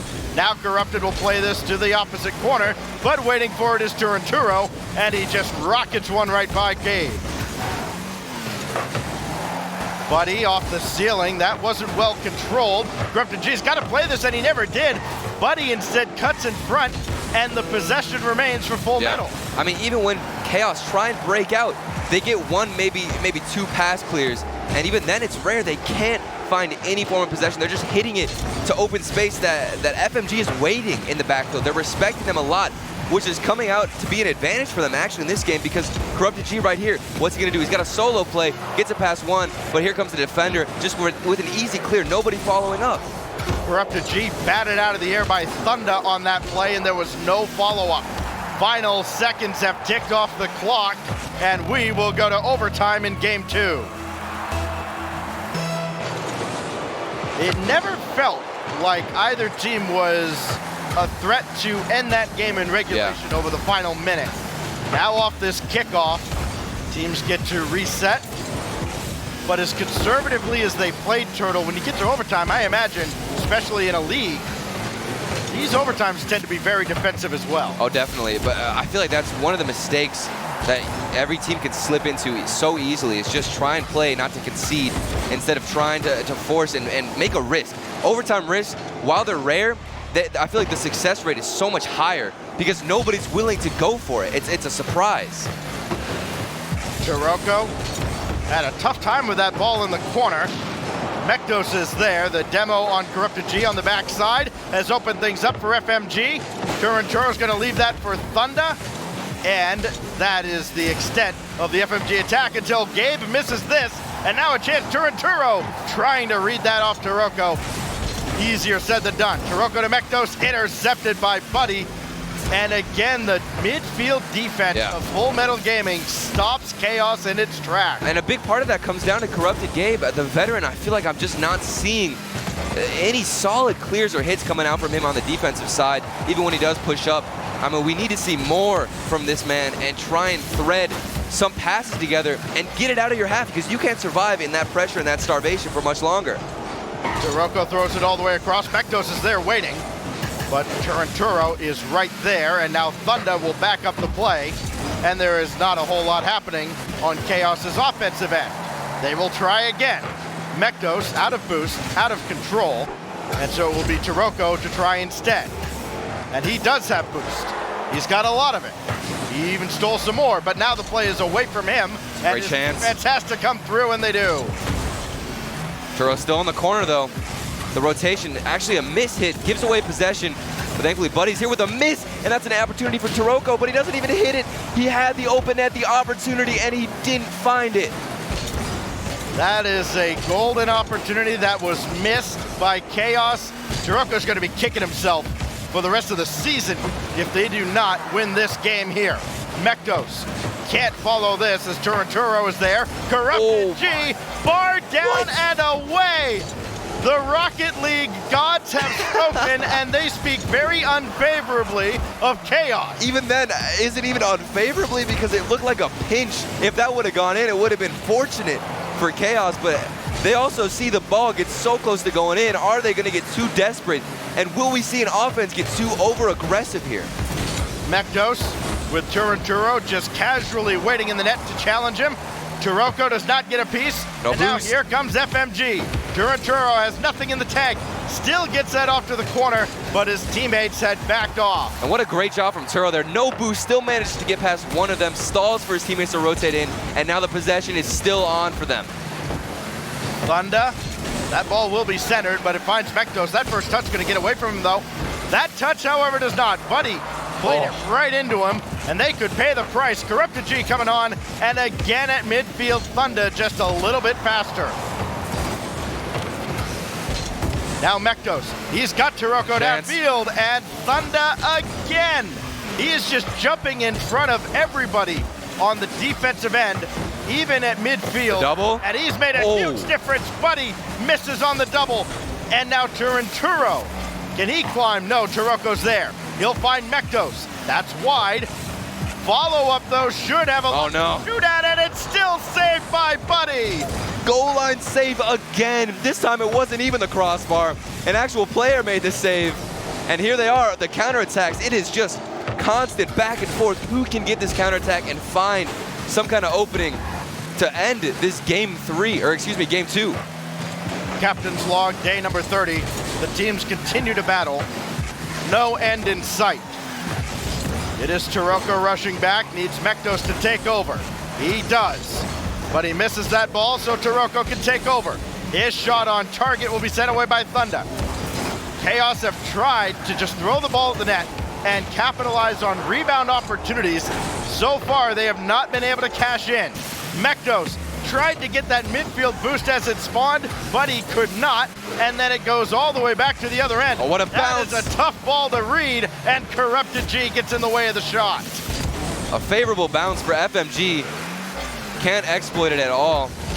Thankfully, Chaos hang on, and this is a 5-minute overtime. We've officially played 2 games right now in this one, game 2. This season alone, we've seen overtimes up around the 7 and 8 minute marks. And this one has had some great opportunities to close. Here's another. If Taroko can get onto this, he can. Corrupted G wins it in overtime. It's about time an opportunity came through that Chaos could finish. Corrupted G, the man I've been waiting for, makes a statement here in overtime and finishes off in another great corner bounce, but this time for Chaos. Chaos absolutely Wow. needed that game just from a mental standpoint. They needed that game simply because if they lost with all the opportunities they had, you might as well have finished off their season right there. They would have lost this series. They might have gone on and tilted off the face of the earth later on tonight, but that didn't happen. They won. Now the series is 1-1. I mean, it was close. And, the teams get a minute to reset. Chaos had so many opportunities to finish that out earlier, and they just weren't connecting. And I thought FMG was going to take advantage of that because the desperation coming out from Chaos, you could see it. They're pushing up so much, starting to get a little bit tilted, but thankfully they get a nice bounce. FMG, if they could have maybe had a counterattack here and there, they had double the shots almost. The Chaos with 9, FMG with 16. It was a close match, and that was crazy. You can tell it's a point of emphasis for FMG that they want to try and intercept a lot of these kind of jump balls in midfield. Guys are waiting for the ball to come to them, and you've got a defender from FMG jumping in front. It looks like kind of the lower levels of youth soccer where you got a coach screaming, no, go attack the ball, and they don't, and that's what happens. Yeah, I mean, FMG, I felt like they were dominant throughout most of that game, and yet Chaos are standing strong. FMG, great challenges like you said, Stacks, but still no result. We're 1-1 in the series. Who can start to take the lead right now? Well, after an extra game's worth of overtime, now they reset as though nothing happened. It is Taroko. That'll be played by Turinturo, but not cleared. So Buddy will have to come in and assist. Now Buddy trying to throw that ball all the way across for Thunder. Taroko is already up for it.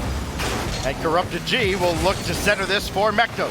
Mektos waiting very patiently, and he does not come up as the clear from Thunder kind of hindered the attack. Yeah, I can already see more aggression from Chaos. Pushing up, that third man is getting farther past the midfield line, which in my opinion, I love to see it. I love the aggression.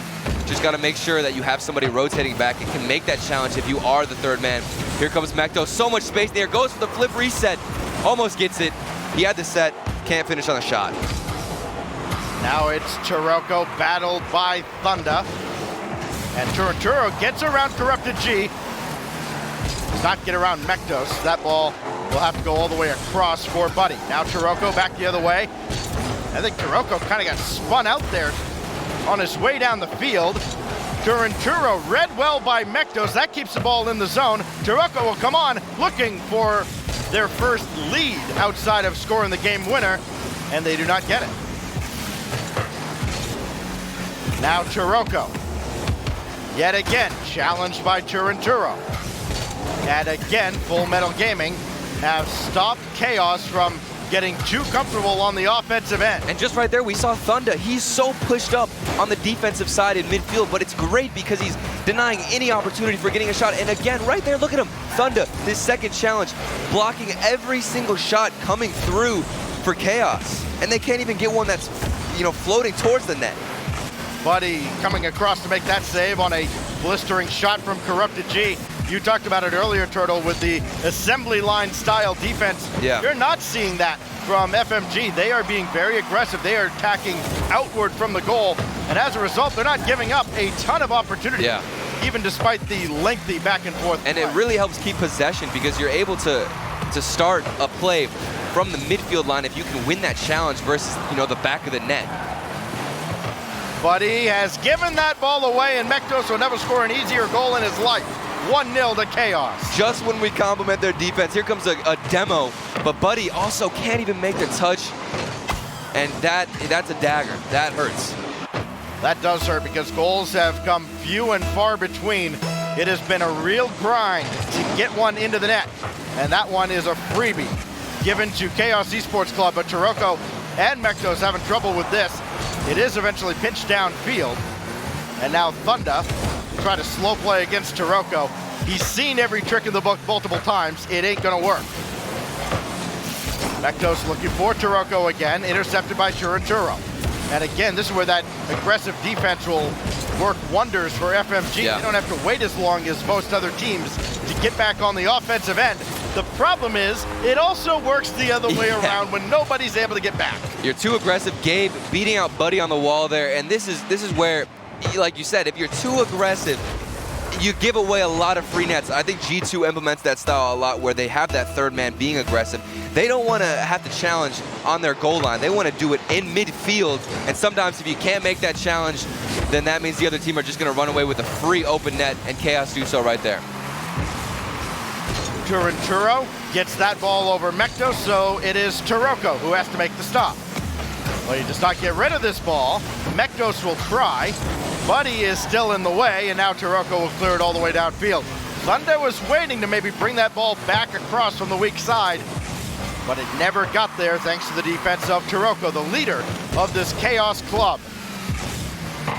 Now Turinturo will slow play this. Taroko was waiting for a sloppy play. What a flick. And Turinturo has managed to get downfield quite easily by himself, but he hasn't had support. They almost give up another on a counterattack to Chaos. That was a scary opportunity for Chaos if you're FMG. More over-aggression from the defense. Chaos doing a great job of understanding what they're doing wrong, pushing up a little bit more, and winning challenges. And what a pass from Mektos, and it didn't connect. Whoever intercepted that, I didn't catch the name, but that was a great positional play. And just, is that gonna roll it? Turinturo, hello? He's gonna take that. Yeah, why not? When you're given a free goal, you might as well take it. Yeah. That challenge there by Oh, the Mektos, bumps. and of course Turinturo and Corrupted G hung up in the corner. Yeah. As you saw, Taroko still almost got there, but the lead is cut to 1 by FMG, and it did feel a little bit like a gift all the same.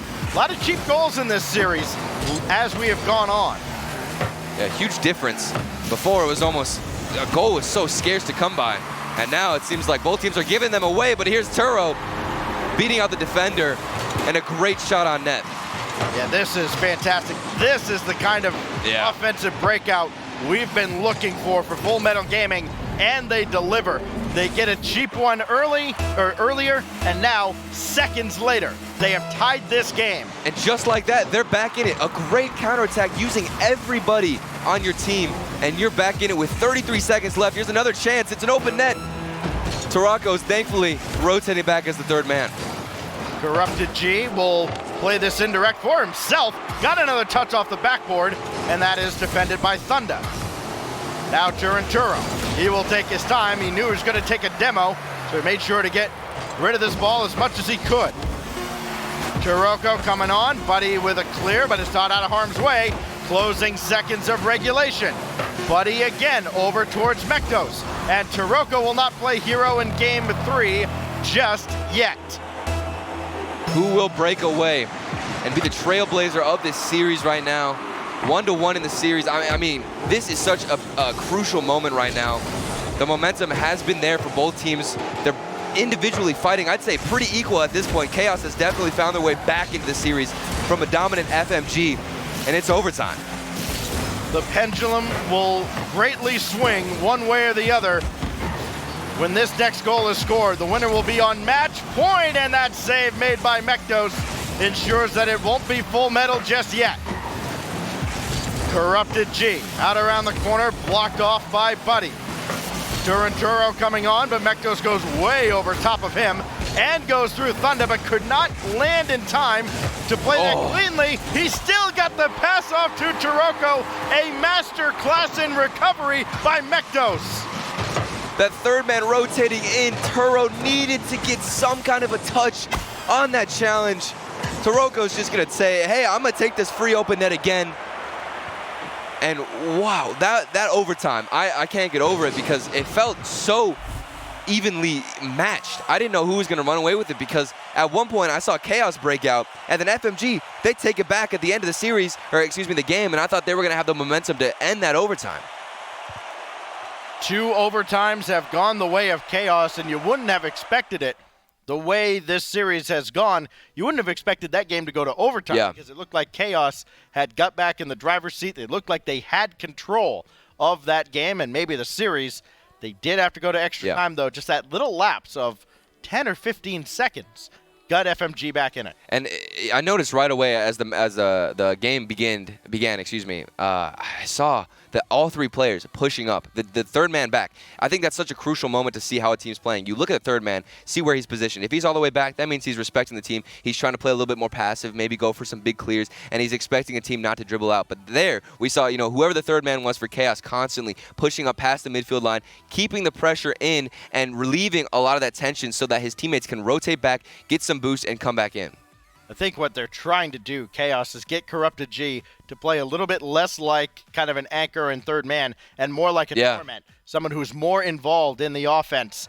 And if they can get that going, if they can get Corrupted G pushed upfield, this does become a very, very different team. He's got 2 goals and an assist, and now Chaos is 1 win away from coming back to take down FMG. Match point for Chaos eSports, or excuse me, not Chaos eSports. I've been messing up so many names lately. Chaos EC. Well, yes, Chaos eSports Club. But I didn't say the club, okay? Not the full name. Yeah. You got to get every piece. You were technically incorrect. Worst kind of incorrect. I've been nervous, man, with all these names, but it's match point for them. See if they can be the same level of aggressiveness and not back down to FMG, even with their explosive counterattacks that we saw last game. Buddy has Thunder downfield, but Thunder could not get a piece of Turoko. Loose ball out in front. Turo running on, and he pushed it well wide. Follow up from Thunder now, just over Turo. That went wide as well. Now Buddy will try.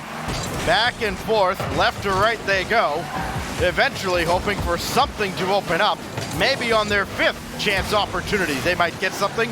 No, finally Mektos gets at least out towards midfield. But again, FMG pick it up where they left off earlier in the series. Getting back on them at midfield and bringing the pressure back. That ball is missed though, and Turo can't afford to miss too many more like that. Buddy out of his own corner. This conceded the boost to Mektos, so Thunder won't have any off that respawn, and now Mektos has to get all the way back to play that away. Corrupted G. Oh, what a demo. Well, and it will instead fall to Turoko. The demo's a great play, but there's nobody coming up to support it. And that's surprising because FMG usually so aggressive, but now we see 2 in net, both flat-footed, barely managed to get the save, and Buddy trying to find a challenge. A bit of a disorganization from FMG. Surprisingly, they get scored on. It is Thunder trying to play this one out. Buddy blocked by Corrupted G. So again, FMG have to work from their own defensive end. They owned the first minute of this game. Now it is Chaos's turn. And now we're in the 3rd minute. So what can Thunder do? He can find Turo. No. Well defended by Corrupted G. And they got a demo as well. That goes. Turoko, I believe it was. Turoko back in the play. Corrupted G looking for Turoko, and instead finding Turo, well defended by FMG. Now Buddy. That ball crept up on him in a hurry, but he is still on the backboard to clear this away. Backboard defense. The importance cannot be overstated. It is critical at this level. Mektos trying to kill that ball right in front and create an opportunity, but Corrupted G knew Buddy had that all the way. Mektos, that first touch from him in the defensive end was amazing. He got the end of his car, and here comes with an air dribble, trying to get a dunk, sets up Turoko, and still no open opportunity, but the pressure has been there for Chaos EC. Quick turn by Thunder. He's got Mektos chasing him, and Mektos does finally catch up. Corrupted G, backboard for Mektos, only Turinturo there to defend, and he can't catch up to it. A blazing shot from Mektos. This was huge. I was a little bit worried that the setup from Gabe was perfect, but Mektos, he needed to hit that as hard as he could. Gets it in. 69 miles per hour hit. That is what you want to try and achieve off a backboard hit, because you got two people in net. All you got to focus on right there is speed. If FMG cannot answer within about 100 seconds, they will have watched this series slip away. An opportunity after going up 1-0 in the series and having chances as the series went on, especially that lengthy Game 2 overtime. But now they find themselves facing match point against Chaos, and Chaos has the lead. Here's Taroko. He thought about going out, and he just got stuck on the wall or decided to wait. And a good thing he did, because he can set up Corrupted G to be saved by Buddy. And FMG, I mean, they get good setups, they get great challenges. I've complimented their defense all throughout the series, but where is that final step? Where is the finish, the pass coming across, some kind of finalization to put the end to a play where it's in the back of the net? I'm not seeing that right now. They can't find it. Chaos seem to have gone into the defensive shell, a prevent defense, trying to prevent FMG from finding an equalizer. You thought goals were tough to come by before. Try scoring now when nobody is trying to press the issue on offense. Turinturo trying to get around Corrupted G. He has, but now they've got to play it around Taroko. And they do get the ball away. Thunder coming on, tough angle, cut off by Corrupted G. 24 seconds remain. Turinturo around Mektos. He got the midfield boost. He also got that off of Taroko. And the demo, but Thunder could not score through the smoke. Now a chance from Buddy with 12 seconds. That's blocked away by Corrupted G. Taroko and Mektos, someone has to take over. It'll be Taroko. Has he done enough? Buddy does have a full tank of boost, but he doesn't have the ball. FMG has to go the length of the field, and Mektos just lets it go, and Chaos, against all odds, come back, and you gotta feel like I don't know if they stole that series, but man, they did literally just enough with a pair of trio of one-goal victories to secure the win, and a huge win it was for their season, with another tough matchup coming up later. I mean, they just got away with murder. FMG had such a great opportunity. The demo came through. The pitch across pass. Where was the finish? So close. It hit the post. I'm at a loss for words, man. All of these matches so far, this is like one of the only ones I predicted to go my way. But still, I'm shocked because FMG, they brought it to Chaos. They were so dominant, especially at the beginning of that series, and they just couldn't carry it out on offense. One thing that we constantly see in league play is teams missing opportunities. Yeah. And that is a missed opportunity for Full Metal Gaming. They have let that one slide, a series that they're going to look back at and wonder, man, if only we won that one, could we have turned our series around? Instead, they go further towards the back of the line. Yeah. But coming up, we've got two other teams that are surefire playoff contenders. One of them might not make the top 4 playoffs, and this match may determine exactly that. Linked Up in Bull Send, coming your way next with James and Subi.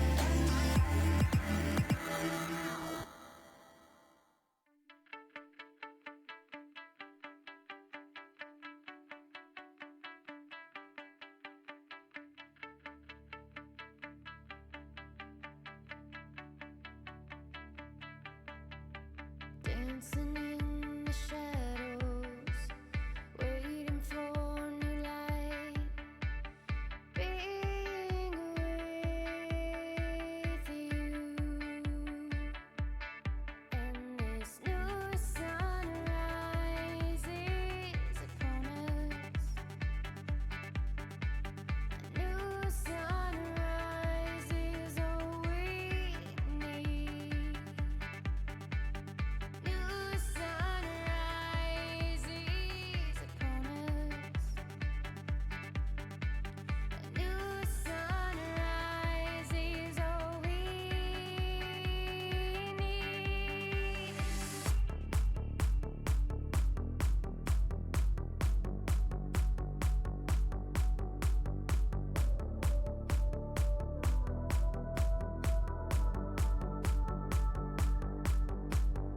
We can take our time now. We can take it slow. So many hours to go.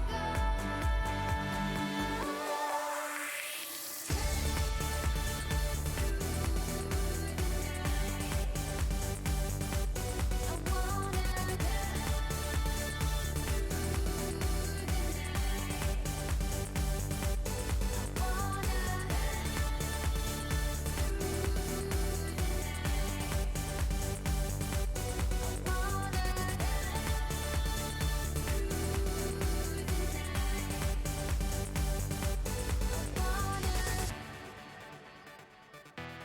It's one word.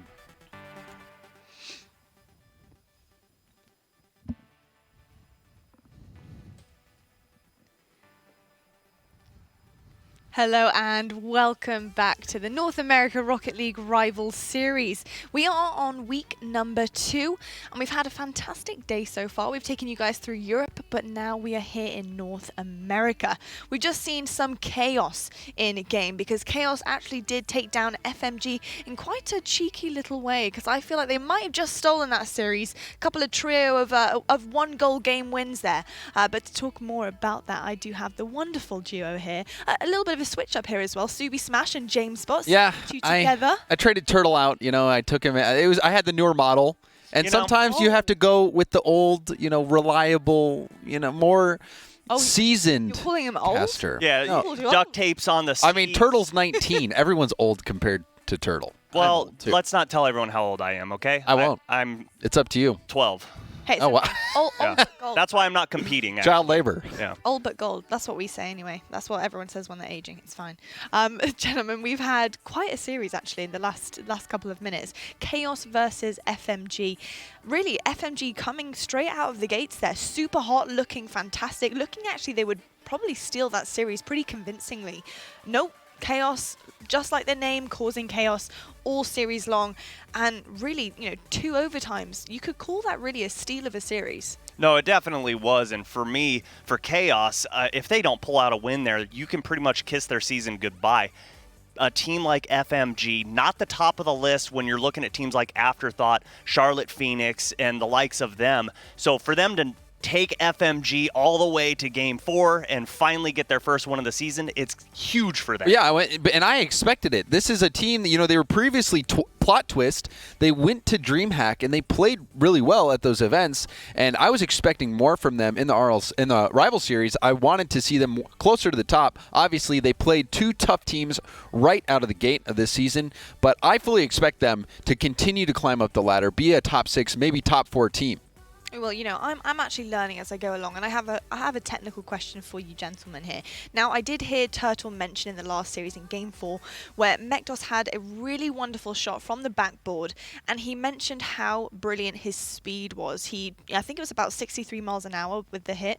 How important is speed in Rocket League, and why does it play such an important role? Well, I think it's important, depending on how close you are to the net, especially at the top of the box. It's really hard to make a save on the ball. Anything over about 50 miles per hour from that close, the speed is incredible. So you've got to react. I mean, you've got to pre-jump it to save it. So the closer you are, the harder you can hit that ball. Makes it almost unsavable. You could speak more as a retired pro yourself.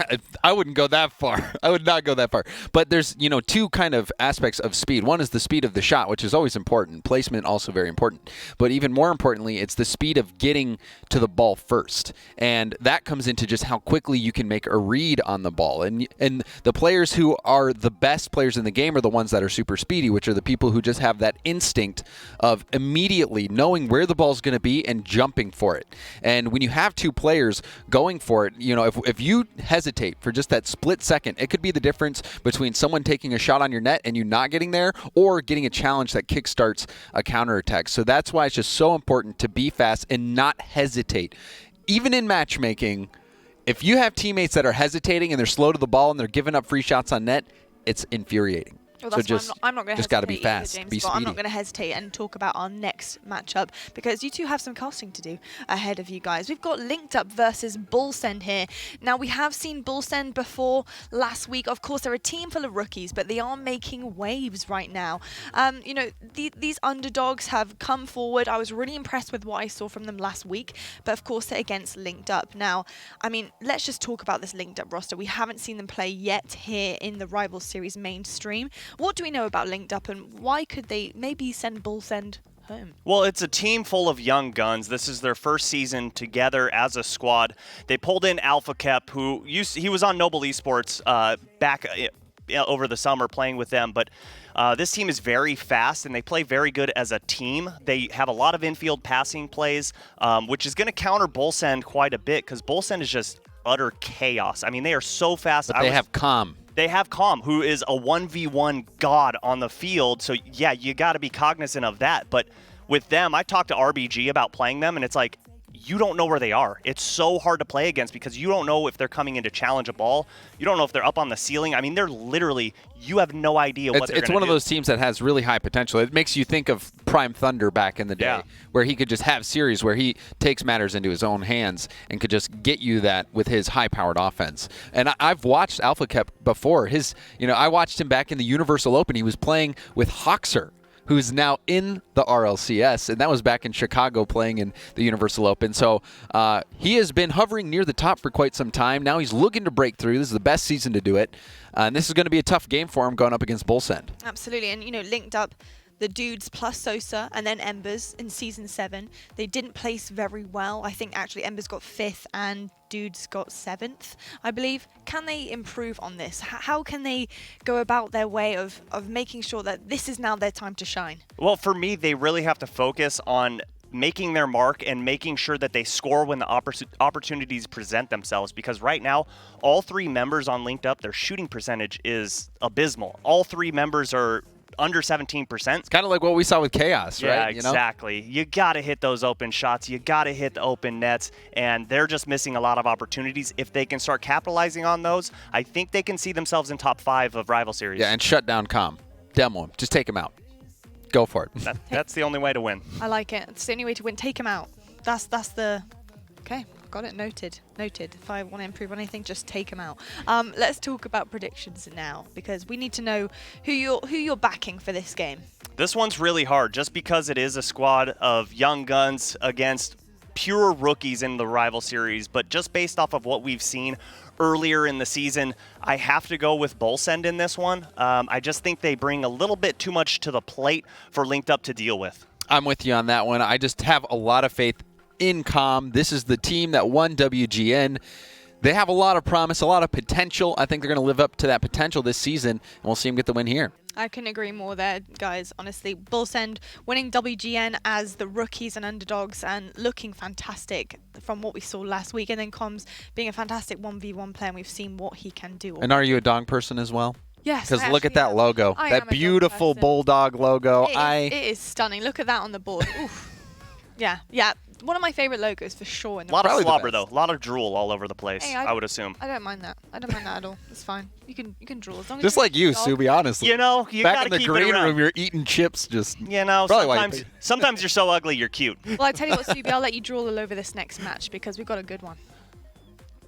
Awesome. Well, we're going to get right into this one. Bullsend You know, and Subi, I'm sorry for throwing you under the bus there. I didn't think you drooled that much. It's okay, you know. Sometimes when you're an old man, you forget your dentures, and thanks for bringing it up. Fortunately, we got some young guns here to show us some exciting Rocket League action. Linked up quickly on the attack, sneaking that by. Joe Freshness opens up the scoring. Yeah, and those are mistakes that are going to come out when you're facing a rookie squad. Misreads that coming out of the corner, and Joe Freshness pinches it off the ground to find the back of the net. Good way to open up the series. And you spotted it. Com stretching to get that touch. If he gets that touch, he breaks up the play. And the strong shot, now a dunk play, immediately Com responding for Bull Send. Well, that's how you gotta respond after a mistake like that. Comes in and says, hey Joe, how you doing? Ties the ball game up quick. And that was a bump on the wall. You saw a player going up the wall. It looked like Sosa was the player that got bumped, but he got pull shot into the ball, and it just shot straight back down, which set up that play. Bull Send tying that one up. So 2 quick goals. We're basically back at square one. Nice touch from Com. We'll send that ball over to Dino. Stokely tried to pop that up. Joe Freshness up to Sosa. Sosa misses. Com will just pop that up. Dino calls off Stokely. Going for the double attack, but it was broken up by Alpha Kev. One thing that you're going to want to keep your eye on when it comes to Bull Send is they continually will push a man forward, looking for that cherry picker play to really start their offense. And Linked Up is another team that's going to do the same. Sosa just off the crossbar. And we saw those very quick goals. Oh, now another dunk heading back towards net, off the post and out. The demo, and then 2 demos trading from both teams. Bull Send still putting pressure on. Another shot from Com. That one crossbar out. Follow up from Dino, crossbar and in. This time Bull Send take the lead. Sometimes it takes 5 attempts, but finally Dino comes in to save the day. No defenders present, and Bull Send get the lead. Still early in game 1, plenty of time for Linked Up to work with. But they were certainly swarming. Nice pop from Alpha Cap. He'll dribble this one, going for the flick, and that one blocked by Dino. Alpha Cap, however, that was a threatening play, and then the pass. Alpha Cap just stroking the pass off the ceiling. I think this was an own goal off of Com. Joe Freshness hits it. Oh, you're right. And Com knocks it in. Oh, but I mean, there's no way. Once the player let that go under the crossbar, there's no hope of saving it. Well, yeah, the only way you can is if you're in net. All 3 members were already in the box. No way that they're getting a save on that. It's a nightmare. If you don't stop that ball, as soon as it crosses over, you could see, I think it might have been Alpha Kepper Sosa who was right there behind it. So you can't blame him too much for the own goal. Oh, baby! And just like that, Com again with the response. Bull Send trading every blow. Just working together so well. The 1-2-3 combo, and Stokely finding Com for the go-ahead goal. So we're seeing the high-powered offense from Bull Send on display. The 1-2-3 passing play. Now another chance. Alpha Kep going to be wide. Com got the clear. Stokely and Dino both jumping for that. Now pass over to Sosa, cut off by Com. Good read to break up that passing play. Now a cherry pick. You saw Sosa wanted that, but Stokely got in the way. Com popped this up. Stokely retreating all the way back for boost. Now Dino missing that challenge. Stop from Stokely. Com waiting in the middle. Bounces out to him, and the shot on target. No one back. Easy goal for Com. Yeah, Joe Freshness got caught in no man's land with no boost in the tank, and Com had an open net. That's a hat trick for the rookie. They should have just taken him out. I tried to warn him. You tried to give them a game plan, James. They just weren't listening. It could just be, Com is a slippery fellow. Stokely passes it down to Com. Corner pass. Stopped by Alpha Cap. Sends it upfield. Still plenty of time left for Linked Up to get that 2-goal swing. But a 3-goal swing would be devastating. Pass back into the middle.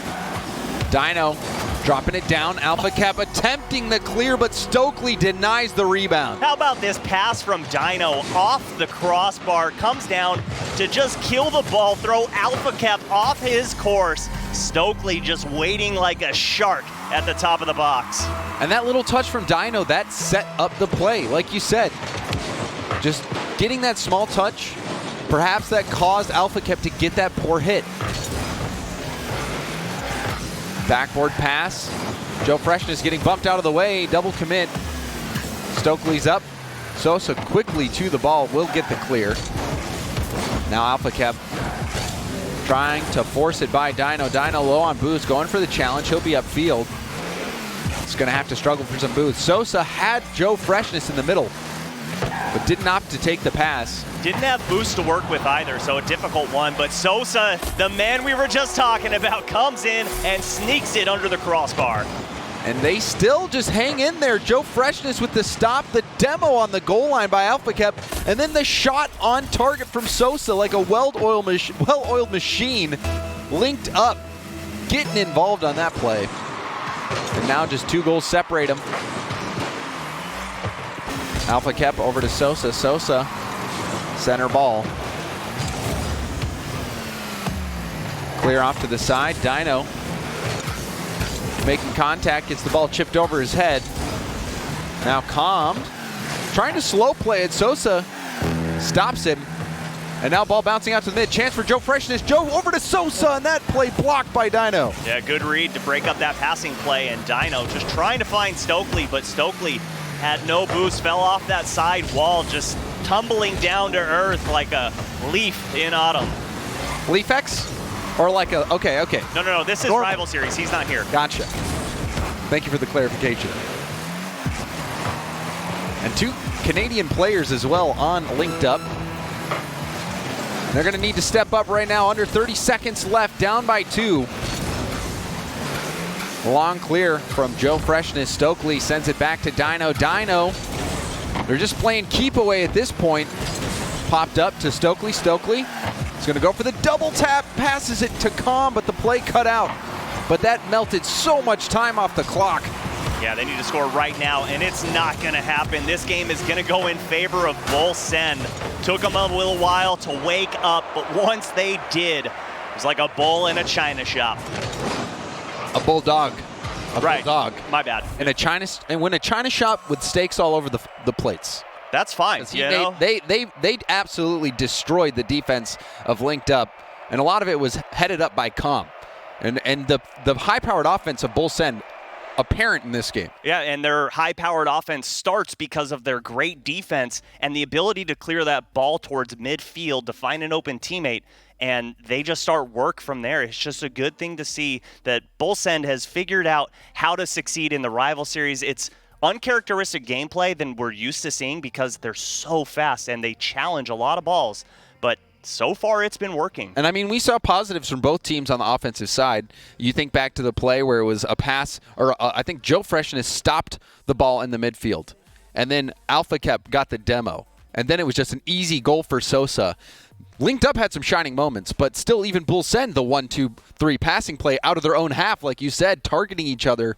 These guys, they're playing some high-level Rocket League. Yeah, for Linked Up, it's going to take a little bit of work, and you called it out jokingly, but demos. Like, don't just focus on Calm because you're going to get yourself out of the play. Focus on just taking out one member from that Bull Send team because they're looking for those passes forward to break out of their own half. And if you can get one man out of that equation, you're looking at one person in net while another guy's sitting at midfield. And it's all about, timing that. When are you going to take the player out? When in the rotation do you do it? Taking out that back player right before a shot comes in, that's going to guarantee a goal. We saw that happen from Linked Up. See if Linked Up can continue to utilize that against this Bull Send squad.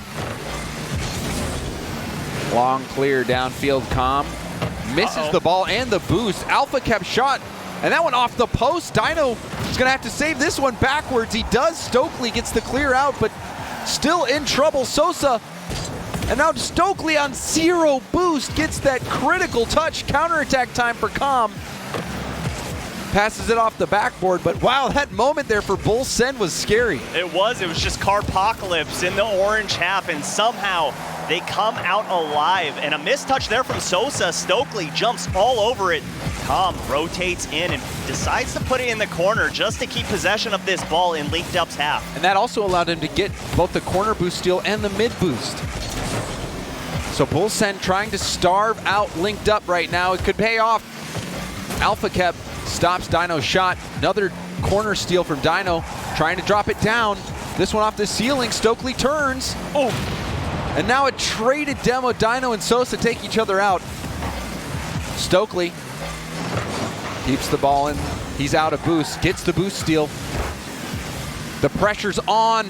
Linked Up, trying to resist. Dino will turn. Gets the ball back to the corner. Stokely is going to turn around. Backflip pass. Com is there. Light hit. Going for the follow-up shot.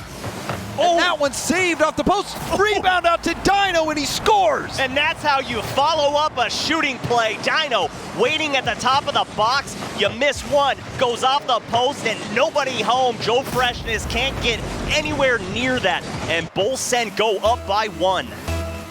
And that pressure, you just felt like it was a matter of time, Subi. Bull Send, relentless.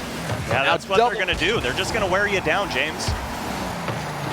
It's true, and Bull Send, they did it in game 1. Starting off doing it in game 2. Com going to go up off the ceiling. Not a ton of boost to work with. They'll leave it for Stokely, and a save from Joe Freshness. The Sosa gets the boost. Com, nothing left. Finally getting some boost. Stokely out, going for a clear. Hits it over to Sosa. Sosa backboard hit. And Com saving the day there, denying the backboard bounce. Linked Up was looking for that to leak through. Yeah, but when you have Com sitting back there, such a mechanically gifted player, he is not going to miss a ball. He's not going to whiff on anything. He is just so solid. And one thing that's so good about this Bull Send team is the trust in one another. We're seeing it time and time again in the offensive half. As one player's rotating out, another's immediately rotating in to fire another shot on target. Great synergy. And you see Sosa low on boost. Bull Send, they have been consuming every boost that they can. And you see it still coming in. A demo. Alpha Kep last one back, trying to get out of the way of Dino, who's trying to bump him. Com with a deflection. Rebound off backboard. Drop down. So close from Alpha Kep. Just robbed on that one and immediately comes back into the blue half. They have no time to even think on the field. Well, we're seeing Alpha Kep start going for demos. And that shot opportunity almost found its mark. It was just inches away. Now that one bouncing off the backboard. Follow-up blocked by Stokely. Pressure mounting for Linked Up this time. Bull Send did the same thing to Linked Up when they got their goal. Can Linked Up convert? Off the ceiling and down. Stokely clearing it to the corner. Linked Up.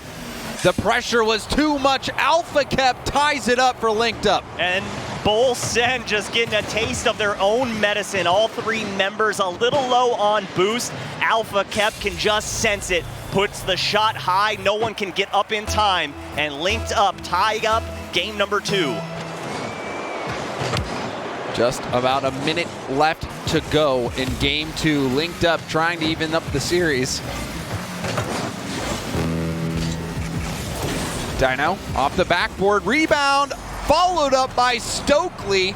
And Bull Send continue to do this. Every time Linked Up score, they immediately answer. Well, look at Joe Freshness. The mistake on the defensive end goes up the wall, not expecting it to bounce out that far. And you see Stokely coming in to capitalize on that shot. Stokely will put this high. Dino attacking the corner. Joe Freshness will stay with it. Low boost. Can't pop it by Com. Does get a demo, and then there you also go. Got the bump set up. And an incredible save from Dino. And the ball is pinched back towards the linked up net, but what a save from Dino. Linked up, trying to go with the demo to open things up, and you said it, James. Dino left alone in net, not scared at all, and Comp gets the save. Joe Freshness is up, drops this ball down, but Dino comes in to take Sosa out of the equation and give Bull Send a little bit of breathing room. And they needed it. Linked up, not giving up yet. Com with the challenge. Back out to the middle, it's up. Chance for Joe Freshness. He'll have to keep this alive. Can't get the read. Ball touches the ground, and Bull Send take game 2. And is there a little chink in the armor for Linked Up? Because I've seen a few times now that Joe Freshness is going up that back wall, looking for a clear, looking for a touch, and missing a few times in a row. Could it be the nerves of playing on stream for the first time?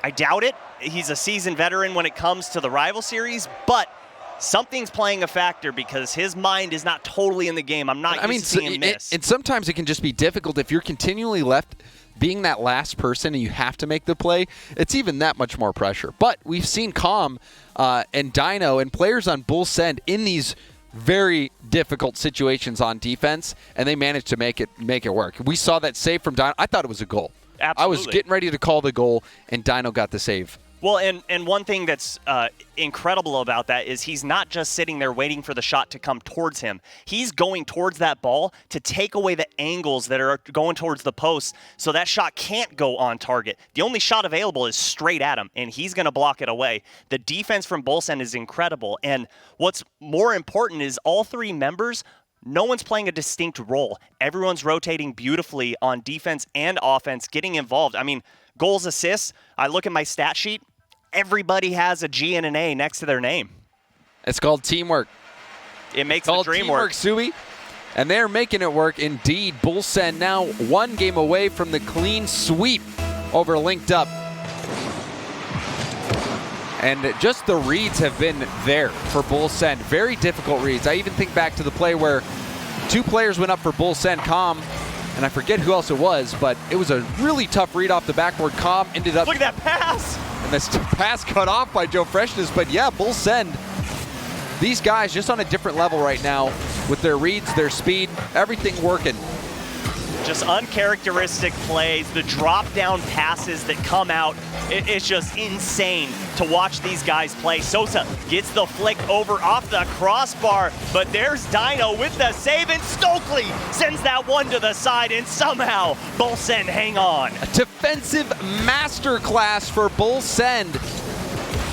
Linked Up is wondering what they have to do to get one by him. Quality chances turned away. Sosa keeping the ball in the Bull Send half. Alpha Kep also with the challenge, kicks it over to Sosa. Sosa towards net. Dino will clear it up the field. Sosa there, another shot towards net. Hit off to the corner. Sosa waiting for it. Alpha Kep now this time. The unrelenting attack from Linked Up, just trying to hit it towards the backboard, but there's no gaps in the Bull Send backboard defense. Yeah, Bull Send's got numbers for just a little bit. You saw Dino go up to try and take Sosa out. I love when players can pull off those aerial demos. It's just so exciting to watch. And demos playing a key factor. We even saw there was a smoke screen after the demo. Demos have been an increasingly, oh wow, a shot turned away, but demos have been a more important factor in series. Oh my gosh, I can't even talk. Stokely's popping off. He's just pirouetting around the defense, just making them look like they're running on ice. Alpha Kep, hello. Alpha Kep, goodbye. Stokely puts them to bed.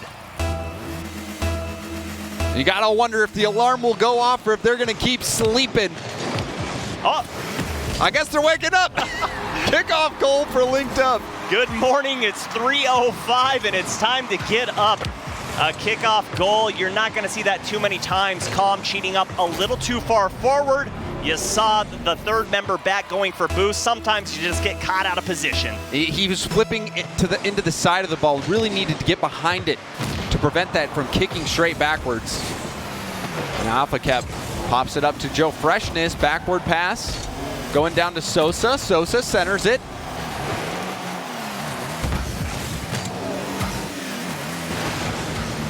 Now Joe Freshness. Off the ceiling. Dino clears downfield. Com will have some time. First touch control. Clears it to the corner. Ball out to Stokely, who took this shot. Sosa challenged by Com. Com going for the backup play.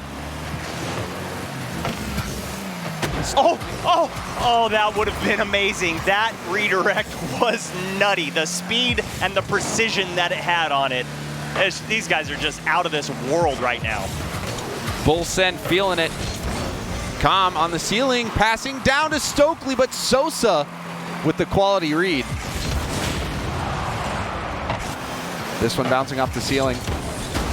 Going down, Joe Freshness stopping the play. Sosa quickly to it, sends it to the Bull Send corner. Also with that challenge, we'll send it right back. Com beating Joe Freshness. Ball out to the middle. No one's back, and Stokely has an open net. He is not going to miss those when you give him the opportunity. That's what separates a good team from a great one. Wide open net. Stokely gonna make Link Up pay. And it was just that hit out into the middle. Com was threatening the challenge. He didn't even get a piece of that ball. It was just a poor hit out to the middle that set up that empty net goal. Linked Up, see if they can answer back after that mistake on defense. Stokely just retreating. Everyone missing for Linked Up. Alpha Cap has to come in and hit it. Now center ball, beautiful pass, but again, Dino is in the way. He just has been so good on defense, making save after save. He's just finger wagging in front of him, and Com almost finding the back of the net on that air carry, but Joe Freshness is going to turn that back over to Dino. And right now, it just feels like Linked Up is almost giving too much respect to Bull Send, giving them way too much space to work with. Counterattack opportunity. Again, the backboard denied by Stokely. And now backward pass out to the middle. And Joe Freshness this time keeping Linked Up in it. A goal here would surely be it for Linked Up if they concede. Center ball broken up by Sosa. Alpha kept to Joe Freshness. Dino with the stop. He'll send it all the way back to the backboard of Linked Up. Com centers it to Stokely. Stokely shot wide. Joe Freshness getting a key backward read there. But Bull Send still on the attack. Bull Send's got to be careful. They need to start pulling one man back. They don't want to leave any holes in their defense. Not now. They can close out the series. Final chance for Linked Up. And that's going to be it. Bull Send with the clean sweep. They just put on an absolute clinic of how to run the field up and down. But the most important thing throughout the entire series was the defense coming out from all three members. Absolutely. They had some great offensive plays, but to me, I agree wholeheartedly, Subi, a defensive masterclass from Bull Send. Yeah, and when you're facing a team like Bull Send, you have to create opportunities. They're not going to create themselves. You're not going to see too many mistakes from a team like Bull Send. You saw one on the kickoff and Linked Up capitalized. That's your one. You've got to start creating. And that was a kickoff one. Normally, sometimes the kickoff just doesn't go your way. It happens. It happens. But we saw over and over again just the great saves, especially from Dino. I thought Dino was just so rock solid on defense. An impressive showing from him. I can't tell you how many times I was basically standing up in my chair, seeing Linked Up about to score a goal, and out of nowhere, there's Dino. It's like he's just respawning in net, saving the ball left and right. It's insane. So they get the win here. Clean sweep for Bull Send. We predicted it on the desk, making us look good. They do it in commanding fashion. We're going to go to a quick break, but when we come back, we have Compadres going up against Chaos. You're not going to want to miss it. Stay tuned. All our trouble seems to fade away. This is how I feel when you take me to some levels that I've never been. When we dance again,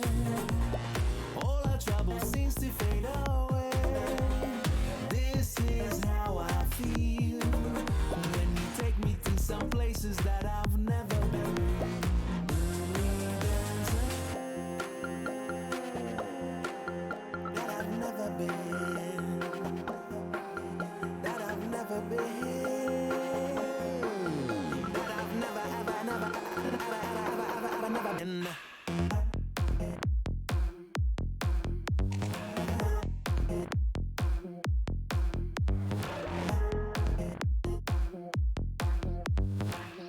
on the moon.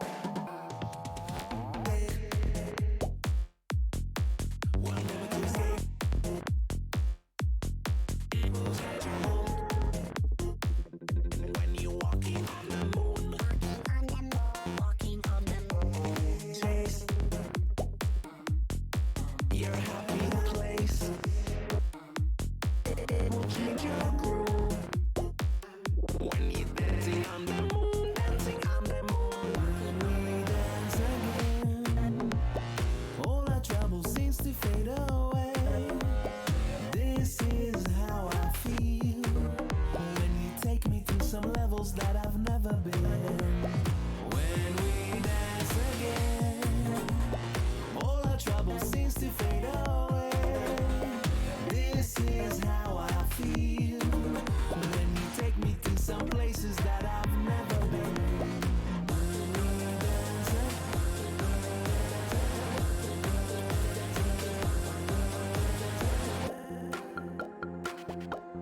I've never been. That I've never been. That I've never been.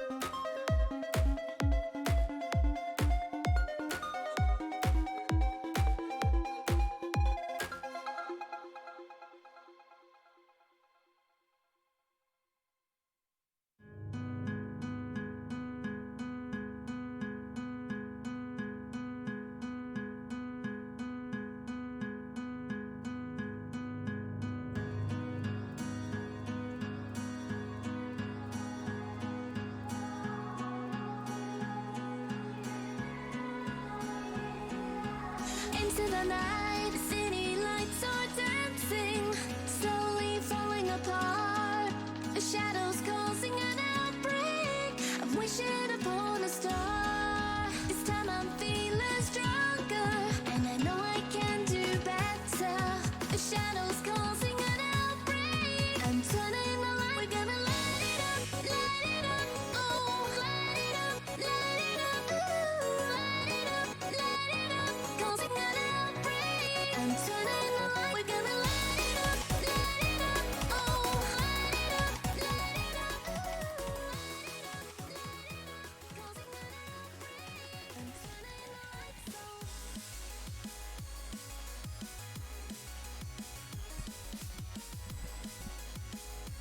Hello and welcome back to the Rocket League Rivals Series. We're here in North America watching all of our friends battle it out in the Rivals Series for that all-important spot at the RLCS and of course that amazing cash prize. Now before we left you, Bull Send sent Linked Up back to the drawing board. It was a very convincing 3-0 sweep from Bull Send, and I'm super impressed with how this team have been playing pretty much throughout both the weeks that we have seen them. And to discuss that a little bit more is of course your narrators for that in fact that exact series there. We've got Subi Smash and we've got James Bott. Now, I mean, I'm looking here at my notes and what I'm seeing in terms of the score lines of the series, and it was just so convincing on the end of Bull Send. They were fantastic, and although Linked Up did seem to come back ever so slightly, it just was way too convincing to be true. No, it definitely was. Game 1, it took Bull Send a little bit of time to warm up there, but once they did, it was just game over. There was no slowing them down, and it just didn't seem like Demo's nothing could affect them. All aspects of Bull Send's game were working. The defense, offense, they were finding each other in passes. They were hitting their shots. They were going for demos, playing physical, getting nutty stops. Just dino all over the place, even Calm making plays on defense. So I loved everything I saw from Bull Send. It also allowed, with the demos you're actually talking about, well, you tried to actually talk about. I tried to warn them. There was too much action going on at the time. But of course, demos have become a lot more important as the weeks are going on, because it's creating space. It's creating those 2v3 situations where you can really pick off players and start to capitalize on mistakes that they're making there and making room for things to happen in your team and plays to be made there. And I felt like Bull Send really had that in the bag, and Linked Up were just constantly trying to get back on defense, and their timing, their reading ability just wasn't there for them. And there were so many times as well with the demos that they were boost stealing, and getting that boost allows them to continue to go for demos. Or what you saw even is that they were going in for those demos, and even if they missed, they could turn out and steal the boost when you force players to jump or get out of the way. On top of demos, boost control was very real for Bull Send. They just strangled them. Yeah, I would love to see a graphic of how they did control those boost pads, because it had to have been 75% to 25% in favor of Bull Send.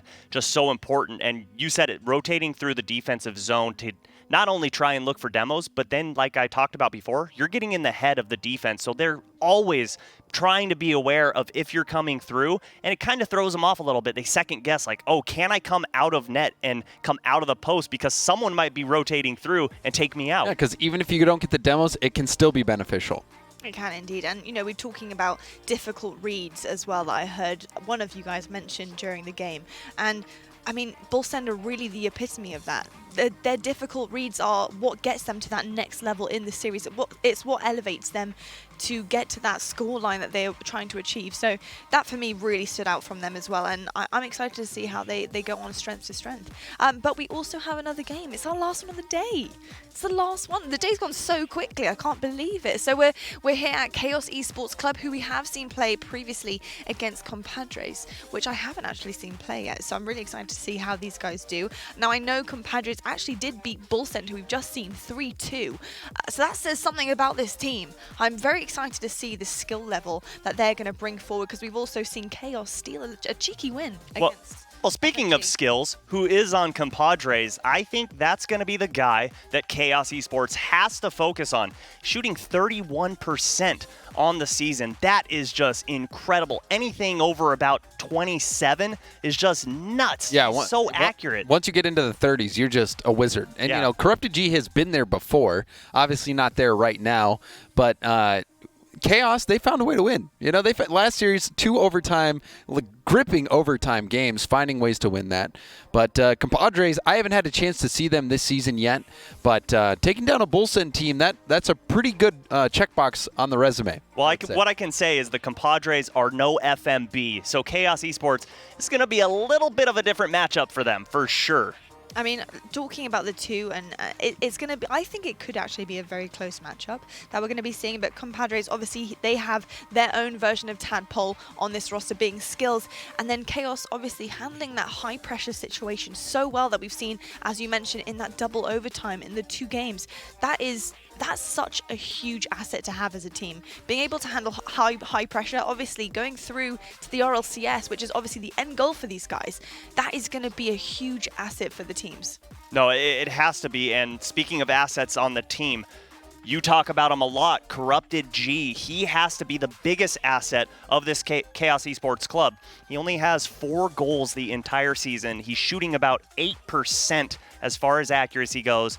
Not good numbers, but plenty of time to turn it around. But for this team to succeed, they need him to show up every single game. They absolutely do. And he's been a player throughout his RLCS career as a player who would always get goals in those really difficult times, those really important games, finding ways to score. And he even did that last series, getting a key overtime goal to get one of the game wins to help put that series away. But I am 100% with you, Subi. I want to see more from Corrupted G. I expect more from him. I expect more from this roster. They started out 0-2 from a very difficult start to the season, but this is when they start to turn it around. They already got one win earlier today, and I think I'm going to expect them to win now.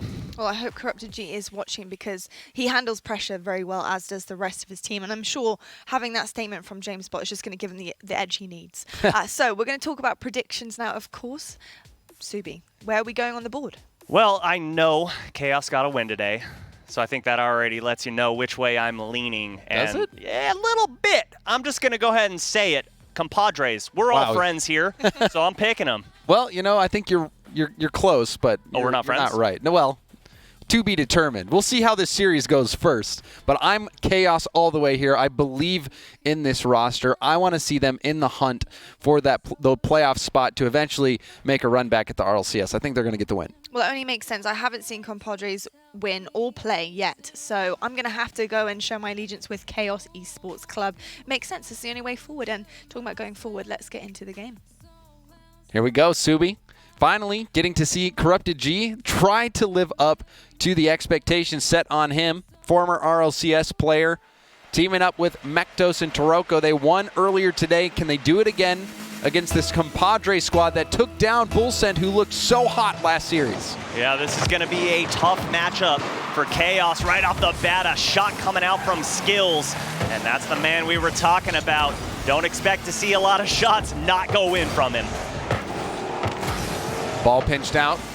Corrupted G going for the challenge. Astro up towards backboard. Tough situation there. It looked like Mektos was the player to get the ball to the corner. As early on, Compadres putting on the pressure. Skills getting that bump on the goalie. ZPS off the ceiling. Tried to center that one. Center ball yet again. This one pinched off Astro's face. Goes all the way back to the corner. Taroko. He's going to go for the demo here, forcing a player to jump on the goal line. Corrupted G backing up, centers it across. Mektos has to turn for it. He was trying to get out and get boost, but had to turn after Corrupted G passed it out to him.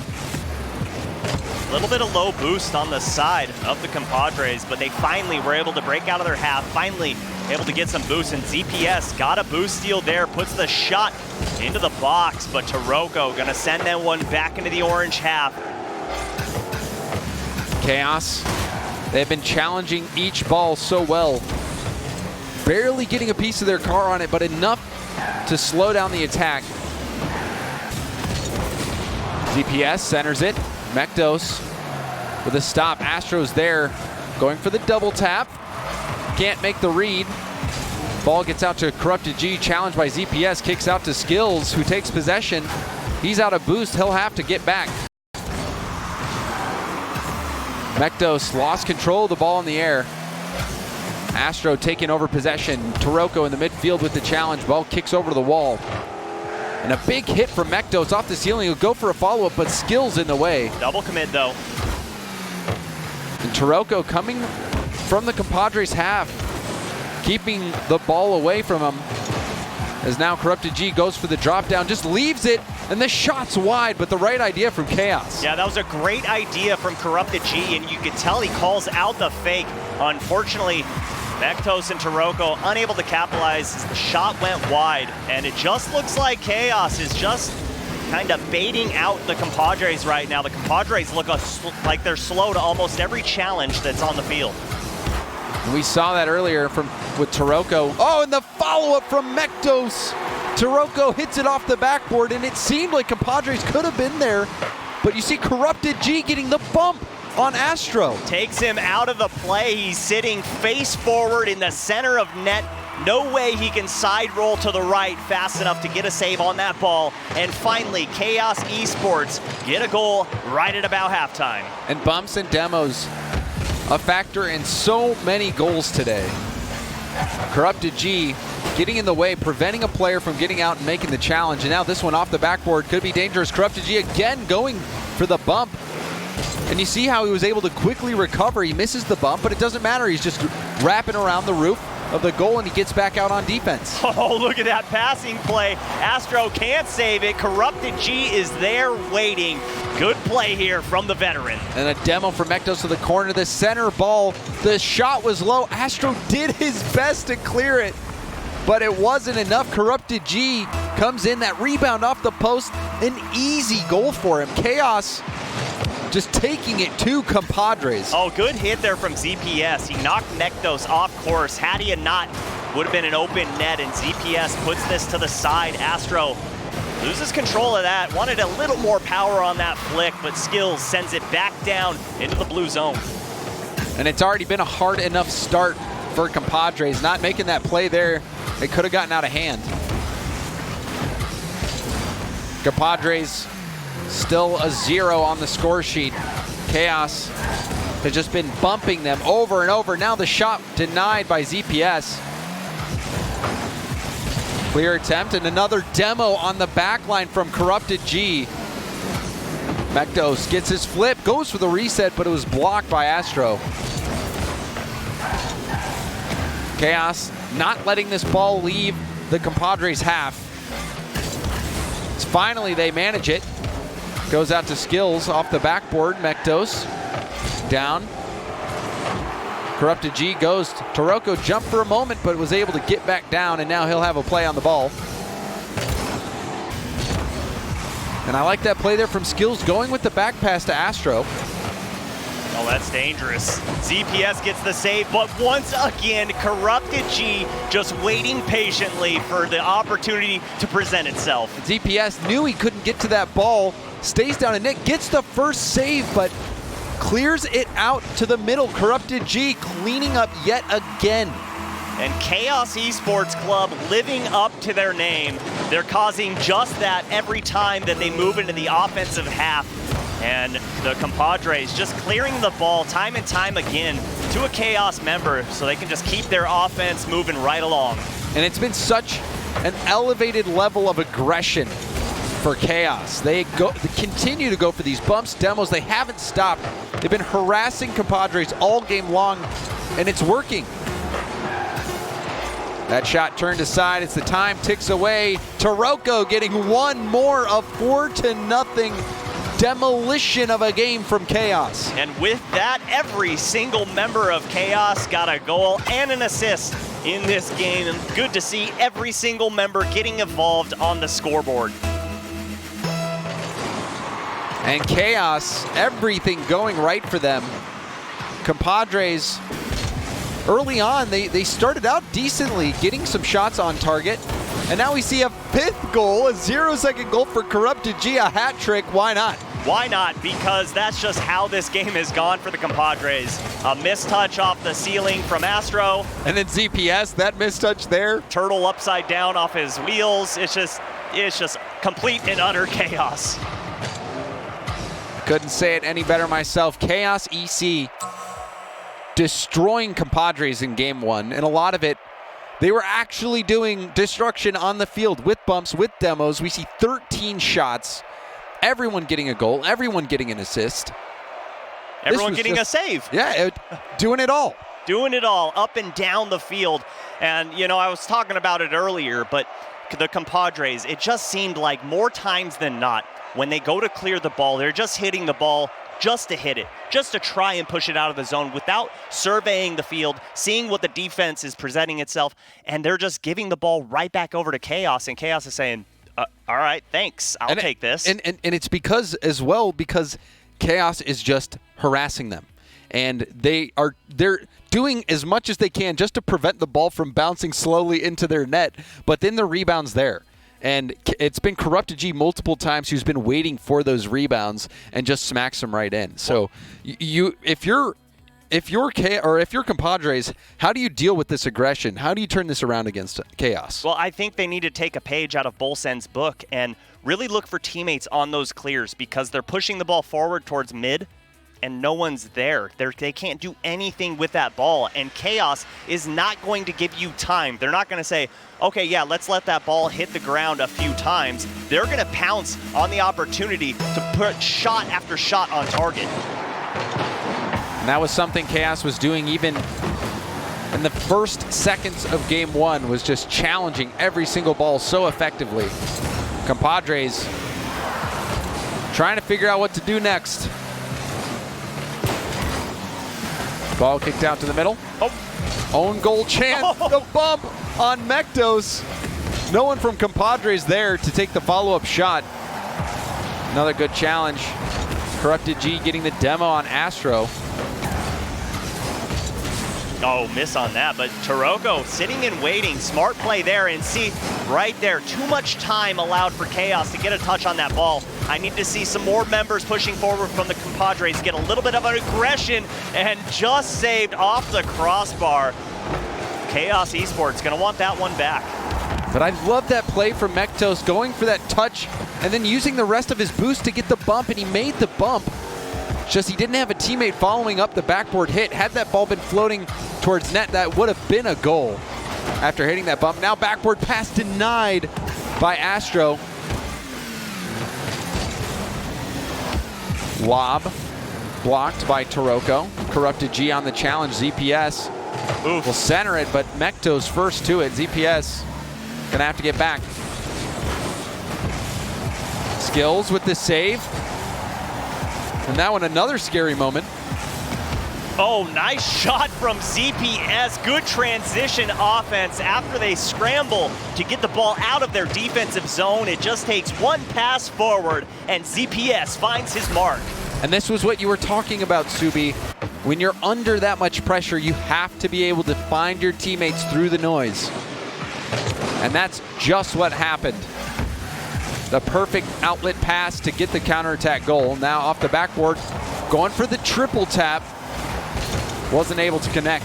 But ZPS did get a boost steal. Skills has to turn on that ball, try and create some type of 50-50 on that play. But Mektos gonna slow this one down. ZPS puts it in the corner, and a great defensive demo there from Skills to give ZPS a little bit of breathing room. And ZPS also getting the bump on Corrupted G. Compadres making physical plays of their own. Corrupted G getting bumped out of the way from Astro, who is rotating back. Narrowly dodging yet another bump. Oh. And Chaos, you saw them not on the same page there, getting in each other's way. And now the ball getting by Corrupted G. Great adjustments from Compadres in game two. That was an interesting play from Mektos, a backflip, got that touch, and Astro saves that one in a great clear downfield. They're chasing it all the way, but Taroko gets there first, and ZPS unable to get a pass over to Skills. They're gonna continue to work in the blue half though. It is such a different tone than game one. Game one was just all chaos. They were the ones doing the demos. They were the ones getting the bumps, the shots on net. Now, Compadres have flipped that script on its head. Clear downfield from Taroko. Under 2 minutes left to play. Corrupted G will get the half boost. Go for net, and ZPS there to deny it. Corrupted G keeps that demo game going. Taroko by one, but not by Skills. Corrupted G on the backboard read. And such pressure coming out from Compadres. Such pressure and so much space given from both teams. It seems like we're playing on a map that's double its size, taking so long to get shots, but how about that one coming out from Corrupted G to tie this game up right near 1 minute. And I love seeing teams continue to utilize that infield pass. The pass from Taroko down, it bounces right in front of Corrupted G, allowing him to get extra power on that shot. A lovely passing play from Chaos. Well, that's what we were talking about earlier, James, during Linked Up and Bull Send. Those passing plays, the infield passes at the top of the box. More on that later because Astro finds himself a wide open net. Good touch to slow that ball down to himself and just fires it between the sticks. I didn't see ZPS. Yeah, and it looked like Corrupted G might have been bumped in net by ZPS, but you're right, that first touch was so lovely from Alpha, or from Astro rather. And now a kickoff goal, slotting it in the top corner. Skills. Compadres quickly run away with this one. A double split off of the kickoff from Chaos, and if one of those guys whiffs, which is exactly what happens, it's going to lead to a goal every single time. And that kickoff goal, that a dagger in the heart of Chaos in game 2. Compadres answering the call after game 1. It looked like this was going to be a rough series for them, losing 5-0, but a great answer from them in game 2. Definitely is. It's good to see teams come out and learn from their opponents, but Corrupted G passes that one behind Mektos, but Astro accidentally gives it right back over, and Taroko all day with this ball. By one, flick over to Corrupted G, but ZPS puts it in the corner, gives his team just a little bit of time to push downfield. And I love that ZPS actually was challenging the first player who mind gamed him, but still managed to get the hit on the ball when the second player touched it. Compadres answer back, final 10 seconds. Compadres just have to play solid defense for the next few seconds and it's over. And they do just that. Skills hitting it upfield. Compadres, after getting shut out heavily in game 1, the score got away from them. In game 2, they make it happen. We're not done yet. They're gonna play this one through. They want more goals, more stats, but no. Gonna hit the ground, and game number 2 goes in favor of the Compadres. Good showing from them, and way to match Chaos, really blow for blow and match their pace. You saw it just slow down a ton, and that was the difference maker in game 2 compared to game number 1 from the Compadres. Especially that play from Astro where he gets that amazing first touch over on the wall, and it pops right over to him. He takes his time, gets to the ball, and that allowed ZPS to get back and harass Corrupted G in net, leading to that goal. But also just the overall aggression levels from Compadres were astronomically higher this game. They were not backing down from a fight. They did exactly what you wanted to see them do from Chaos. They were going through the offensive zone, looking for bumps, looking for demos, and really opening up that net just really widens things out. And you saw them boost stealing, and Chaos didn't know how to respond. They couldn't change their game plan on the fly fast enough and really just fell behind, and two-goal deficit to really lose that match. And Corrupted G looked great in game 1 and got a goal in game 2, but his teammates couldn't push further to really help him out. That kickoff goal seemed like the dagger in the heart. Like they were doing a good job of generating opportunities, but with about a minute left, giving up a kickoff goal in what is already a tight game, that's just a recipe for disaster. And that just was something that Chaos could not come back from. Compadres able to finish out that game. Now, game 3. Who's going to take the series lead?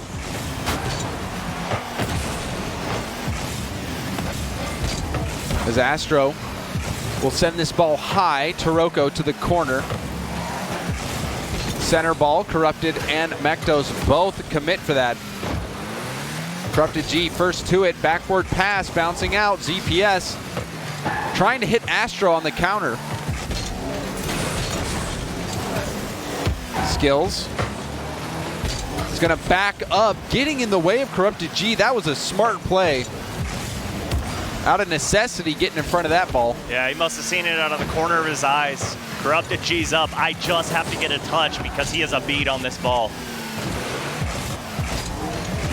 Corrupted G beating out ZPS, but not able to get it past Skills.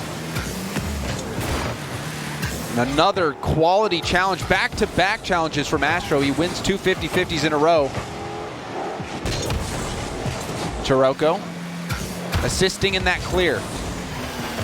Ball bouncing high, ZPS going for skills, but Taroko was in the way. Double commit from Astro and ZPS.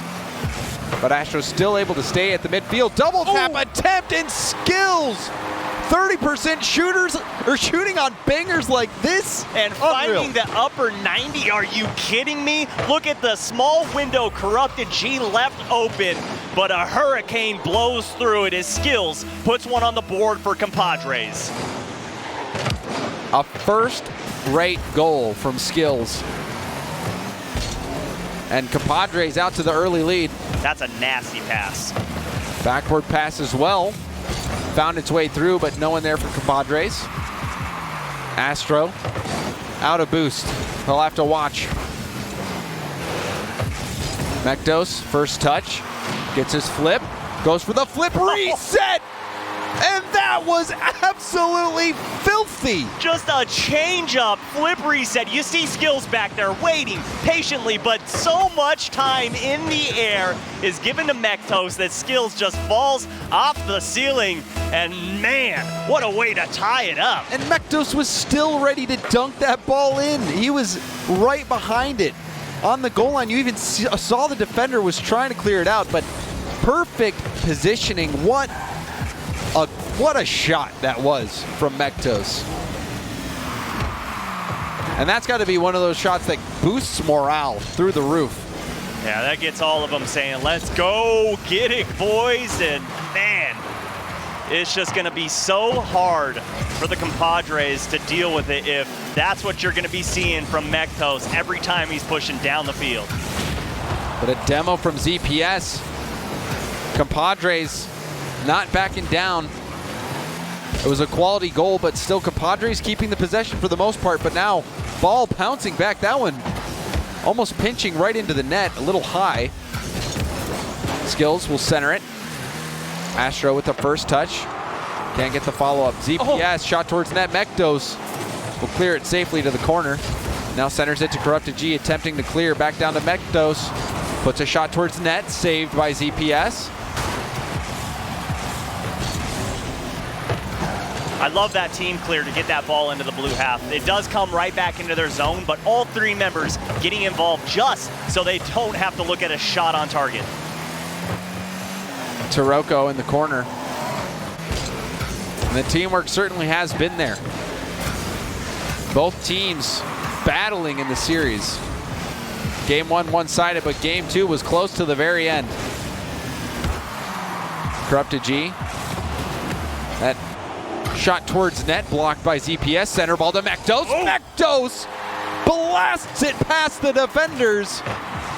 And he does it with style with the bicycle kick to get it on target. Just a little kiss on that ball and goes right under the crossbar. Puts them up 1 in game number 3. These shots from Mektos have been next level. He's just making the defenders guess, James. They don't know where the shots are gonna go. And when you hit a flip reset as the first goal of the game, that's just going to boost confidence as well. Mektos having a statement performance in game 3. Oh, and they're not done. They are just working this field, rotating through. All three members working so well together, but Skills boots this one downfield. They still need to find one.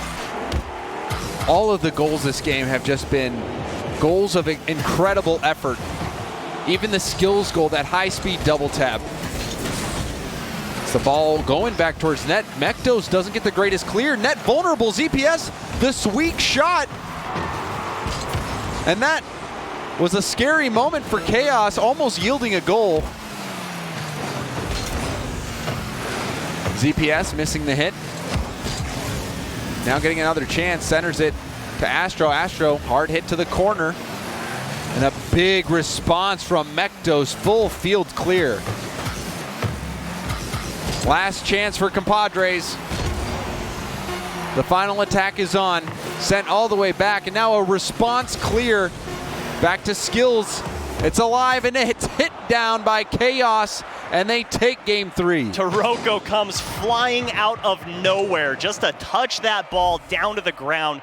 Good heads-up play from him and good response from Chaos to come out in game number 3, be unwavered from the just offensive display that we saw from the Compadres in game number 2 and come out on top. But how about the boy Mektos putting on an offensive clinic? Yeah, unbelievable shots from him. That he not only hits that flip reset, but he was ready to dunk it. If there was somebody who actually was in a position to really threaten a save, he still would have pushed that ball through.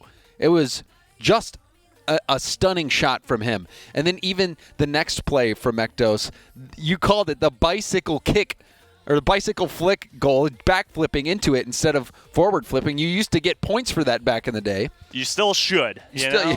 That way I could put something on the scoreboard when I play. But I think, yes, that shot was incredible, but how about the pass from Taroko? Just hit Mektos perfectly. He didn't have to slow down, didn't have to speed up, just hit him with his full momentum going forward into that ball, and Mektos had the whole goal available to him. He said, where am I going to put this? Hey, watch this. I'm going to do something tricky. And that wasn't even the first time that Taroko was getting quality assists. Multiple assists from him this series.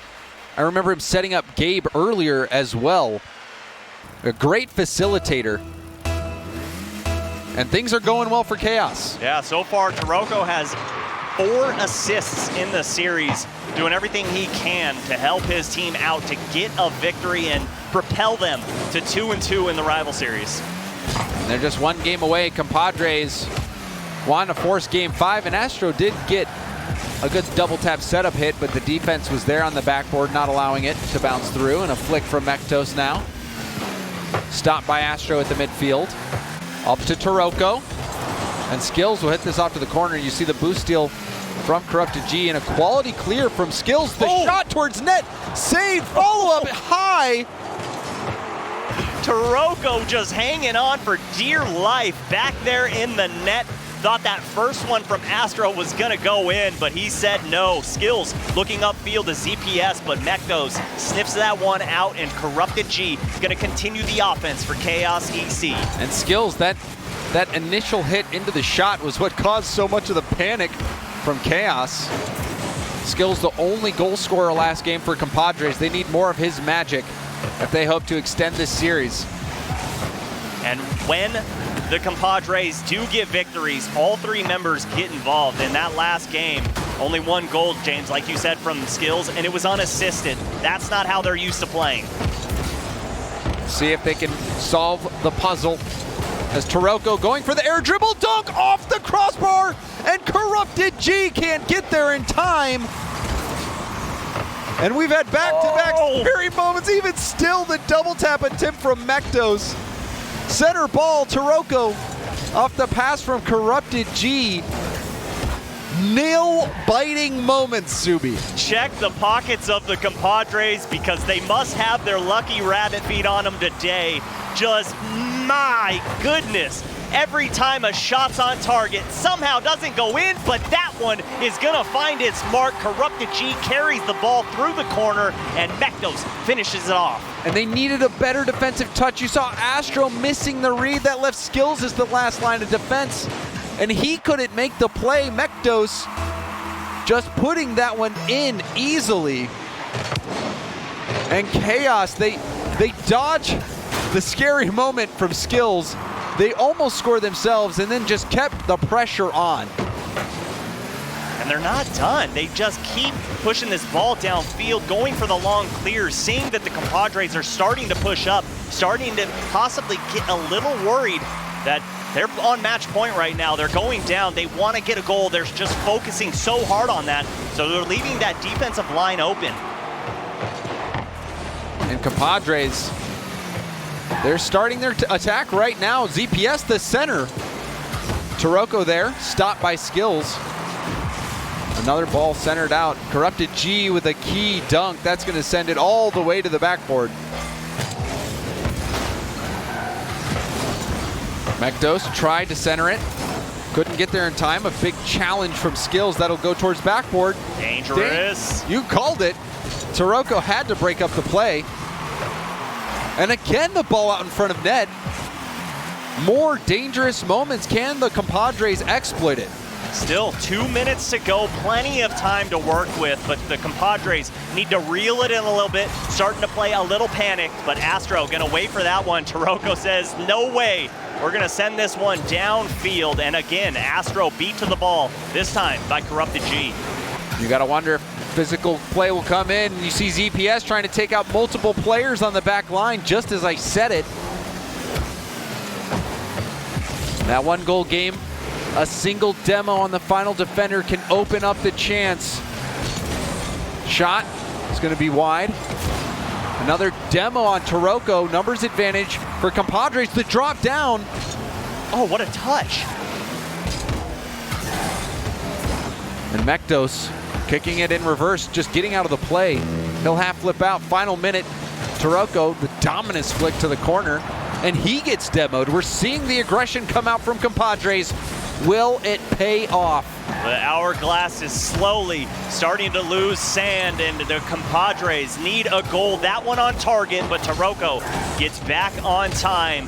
Still at least 3 opportunities available for the Compadres to score, but not when you leave the net open, and ZPS give them another chance downfield. Corrupted G is going to have to make the stop. Getting up in the air, gets the pop. Skills up, going for the double tap, and Skills ties it with 24 left on the clock. And puts it over all 3 Chaos members. They're all in net. He says, I don't care. I'm sending this game into overtime. And they could not deny the backboard when they needed to. Compadres staying alive. Now a chance to take it, the double tap from Astro! He wakes up when you need him most. The ball squirts out towards mid. He goes up in the air and sends it down. Mektos just left scrambling, and somehow, some way, the Compadres are on top with 17 seconds to go. And a 2-goal swing in a matter of seconds. Everything unraveling for Chaos as Compadres make the late comeback. Can Chaos do it? This is the final chance. The ball bouncing down, no one near it. And Compadres swing the game in the final 24 seconds. Oh my gosh. Are you serious, James? That game looked like Chaos was just running the board and they were going to run away, looking like the most blissful players in all of Rocket League, because now they're sitting 2-2 in the rival series, but Compadres say not so fast. You were hyping up Skills before this. And that double tap, you know, he's living up to the hype. That was insane. But I think most impressive was Astro, because I called it out earlier in the game. He's having a few mistouches. He's not reading things very well. And when his team needed him at the most finest moment, he wakes up and somehow hits that double tap. And that was no easy one. That was it was just perfectly timed. It actually looked like even just perfect chip. And immediately jumped right after, didn't hesitate whatsoever, and gets that goal not even 10 seconds later. And that has to be devastating for Chaos. You're in the game, 24 seconds left on the clock. You're about to win the second series of the day, and then it just unravels. Well, talk about a demoralizer. Like, how do you come back from this? You have to answer back quick. You just have to come right? out of the gate swinging and just get that lead and hold on to it. Getting behind after already experiencing that defeat could be too much for him. And here we go, Game 5 on Champions Field.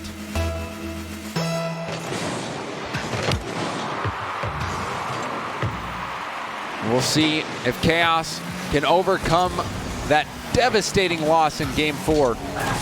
Or if Compadres will complete this come-from-behind victory. Skills taking his time, leaves space for Astro now coming into the play. Going for the shot, that blocked by Taroko, but what an angle that Skills took on that. Yeah, his vision is incredible. He can see those reads just so easily. It's just so apparent what he's trying to do, and it just comes out when they need him most. Mektos to the corner. ZPS We'll try to find Skills. Shot towards net. Astro stretching to make that play. Now Taroko again towards net. Saved by ZPS. Chaos not done. Mektos air dribbling, going for the dunk. It's by 2 defenders. Corrupted G's up. Looking for Taroko in the middle. It's just over his head. And he puts it off the ceiling. Now possession changes. Skills almost beating out those defenders. A good pop. Taroko attempting to clear. Compadres looking threatening. This one bouncing down. And a save there from Chaos. Oh, that's dangerous. And that shot just high from Skills. He's going to want that one back. Astro, though, looking for ZPS. That pass not far enough towards the top of the box. Skills putting that one on target. ZPS just trying to cause some confusion back on defense. And we've seen him do that even last game, attempting those bumps. That almost paying off for him. But the Compadres team playing with so much extra confidence after taking that game 4 in that fashion that they did. And Astro was rotating through, looking for Boost. He just got the side and able to get up in time, put a save onto that ball, but a good 50-50 there from Mektos, very neutral, and Taroko gonna just rifle that on target, and ZPS finds Skills up the field, and Mektos makes a clutch save. My blood pressure is rising, Subi. So many back-to-back chances. Save after save after save. ZPS trying to clear this out. Corrupted G will come in for the challenge. And you see him harassing ZPS in net, but he committed quite a bit for that. Still making it work. Center ball. And a demo on Taroko. Astro gonna try to relieve some pressure. ZPS off the backboard, going for the double tap off the post! So close, and Skills denied by Corrupted G. These teams so evenly matched. What a better way to end this day than a Game 5, all tied up in the second half, off the crossbar. Astro off the crossbar, and ZPS puts it in for the Compadres. An unreal series of events. Skills, that little pop, gets it by 2. Astro had the open net, put it off the crossbar, and ZPS had to finish the job. They just threw the kitchen sink at that play. They knew everything could be riding on that one right there. That could be their only opportunity. Dangerous ball downfield, but a fast break opportunity coming out for Astro. He just has to hit. Skills hits his mark, and a 2-goal lead for the Compadres. Astro with this dish here. Look at the pass right across net. Skills there just in time. Compadres looking like they're going to clutch victory from the jaws of defeat. 24 seconds left. They were down in Game 4, and they swing it in regulation, get the win, and now they're approaching victory. And what a series it's been from then. Can they keep it up? Or will Chaos answer back? No, they won't. Skills piles it on. Chaos fall further behind. And it all came after the dunk from ZPS, the follow-up from Skills. And this game is getting out of hand for Chaos. Yeah, this is going to be very difficult, almost unheard of if they're going to be able to come back. But just because it's not probable doesn't mean that it's not possible. An open net for Mektos, but ZPS gets back in time, trying to hang on to the shutout. And here we get one back. Corrupted G with 1:07 left, putting Chaos within 2 goals. We saw a 2-goal swing in 24 seconds last game. Chaos, they're going to have to pull it out on their own as well. Just got to take a couple deep breaths in, inhale, exhale. You have a full minute to work with, but important kickoff right here. It does go in their favor, but a good defensive stance there from Astro. Going to waste plenty of time that Chaos eSports wants to work with. Can Chaos make the comeback? Or will Compadres complete this game and close out the series? A team bump there. Chaos on the back line. The shot perfect, but Skills pops it up. The shot can't find its way past Mektos. Now counterattack, and ZPS shuts it down. And a good veteran play coming out from the rookie there, ZPS. He was about to push into the offensive half, decides to go down to defense. Corrupted G trying to give his team an opportunity. Mektos flying in front of it, but an easy read for Astro. And this one looking like it's going to go in favor of the Compadres. Last chance for Chaos. And with that clear, that's going to be it. Compadres. I thought this series was over in Game 4. And Compadres finish it off with a bang as they complete this Game 5 series victory. Sometimes you just have to put an exclamation mark on the match, and Astro does just that with a beautiful pass from ZPS. And what do you know, James? All three members getting involved in game number 5. But how about skills? Just incredible through and through. Yeah, you called him out, Subi, and he delivered. He really did. That Game 4 double tap to keep the series alive, and then the follow-up from Astro right there was just it's what makes Rocket League the most exciting esport. Well, it was just so weird how slow they were playing at the beginning of the series. I was like, this is not the Compadres I'm used to watching. This isn't the ZPS and skills that I'm used to watching. They're so fast, and Astro so smart, and it just took them a while to wake up. But once they did, and once they got that demoralizing victory against Chaos, that was night-night. You're absolutely right, and I thought Chaos were going to pull it through. I thought they were going to pull it through, but I was wrong. And Lottie, I'm sorry. I didn't lead us to victory. I know you were trusting me to make the right pick. It's okay. And I failed. I forgive you. I totally forgive you. Do you know why? Because that was such an impressive set of play that I saw in front of me there. I mean, Chaos, I thought they were going to walk away with that one. I really did, and that hasn't let me down. The fact that they didn't win that has not let me down because their gameplay was really impressive, but I've got to give it to Compadres with their perseverance throughout that entire series. When you feel like it might be inching away from you, they refused. That is the level of pro Rocket League we expect. Going into the RLCS, that is what you need to bring with you and prove that as a team. And I really did see that coming through from Compadres there. I mean, I want to ask a question. I saw a lot of times that patience seemed to be key in high pressure situations like this series. How important is patience when you get into that pro level? Well, it's massive. We saw it there at the end from ZPS. Had he not have the patience to not push forward and just he pulls back, that's due to that patience. He really saved his team because that could have been the goal that puts the Chaos Esports Club within 1, and it could be a completely different story. We could still be sitting in overtime right now. I mean, it's all about knowing when you can be patient and players that are smart about that. And it's all about the vision, knowing when you have time, or the communication from your teammates when they tell you that you have time. So seeing players be patient on the field, it's a mark of confidence, a mark of good communication, of good vision. And those players will oftentimes generate opportunities that you just won't get if you just play slap it and chase Rocket League. I feel like Compadres really ran away occasionally with the games when we saw some mistakes coming through from Chaos. As soon as whiffs started happening, demos started happening, they were in the wrong position at the wrong time. That's really when Compadres capitalized on that, and that was impressive in itself. But then what happened in that game 4? That last 30 seconds, I think it was actually 20 seconds. The game just totally span on its head and it ended up in going into Compadres' favor.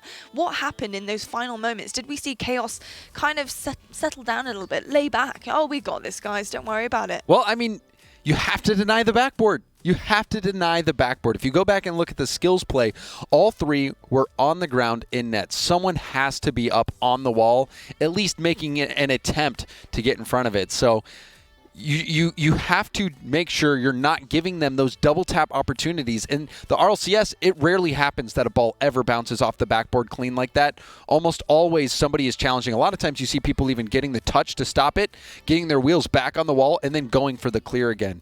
You just can't give up your backboard. No, and you can't play goal line defense with all 3 members sitting not only in net, but just all 3 on a parallel path. You have to have someone in the box that's rotating around, ready for those passes, the infield passes, those balls that can come out of the corner. You have to have someone there that can push that ball out of your zone. If not, you're going to let Skills see open net and say, I'm going to put it left, I'm going to put it right. And he did it multiple times. Absolutely. I'm going to give you a player matchup. Are you ready? Okay. Skills, Mectos. I think that they had a very even individual skill level that we saw in that series. Both of them putting away shots that honestly you probably couldn't get in your wildest dreams. Precision, speed, accuracy was on point. Who would you choose in your fantasy team?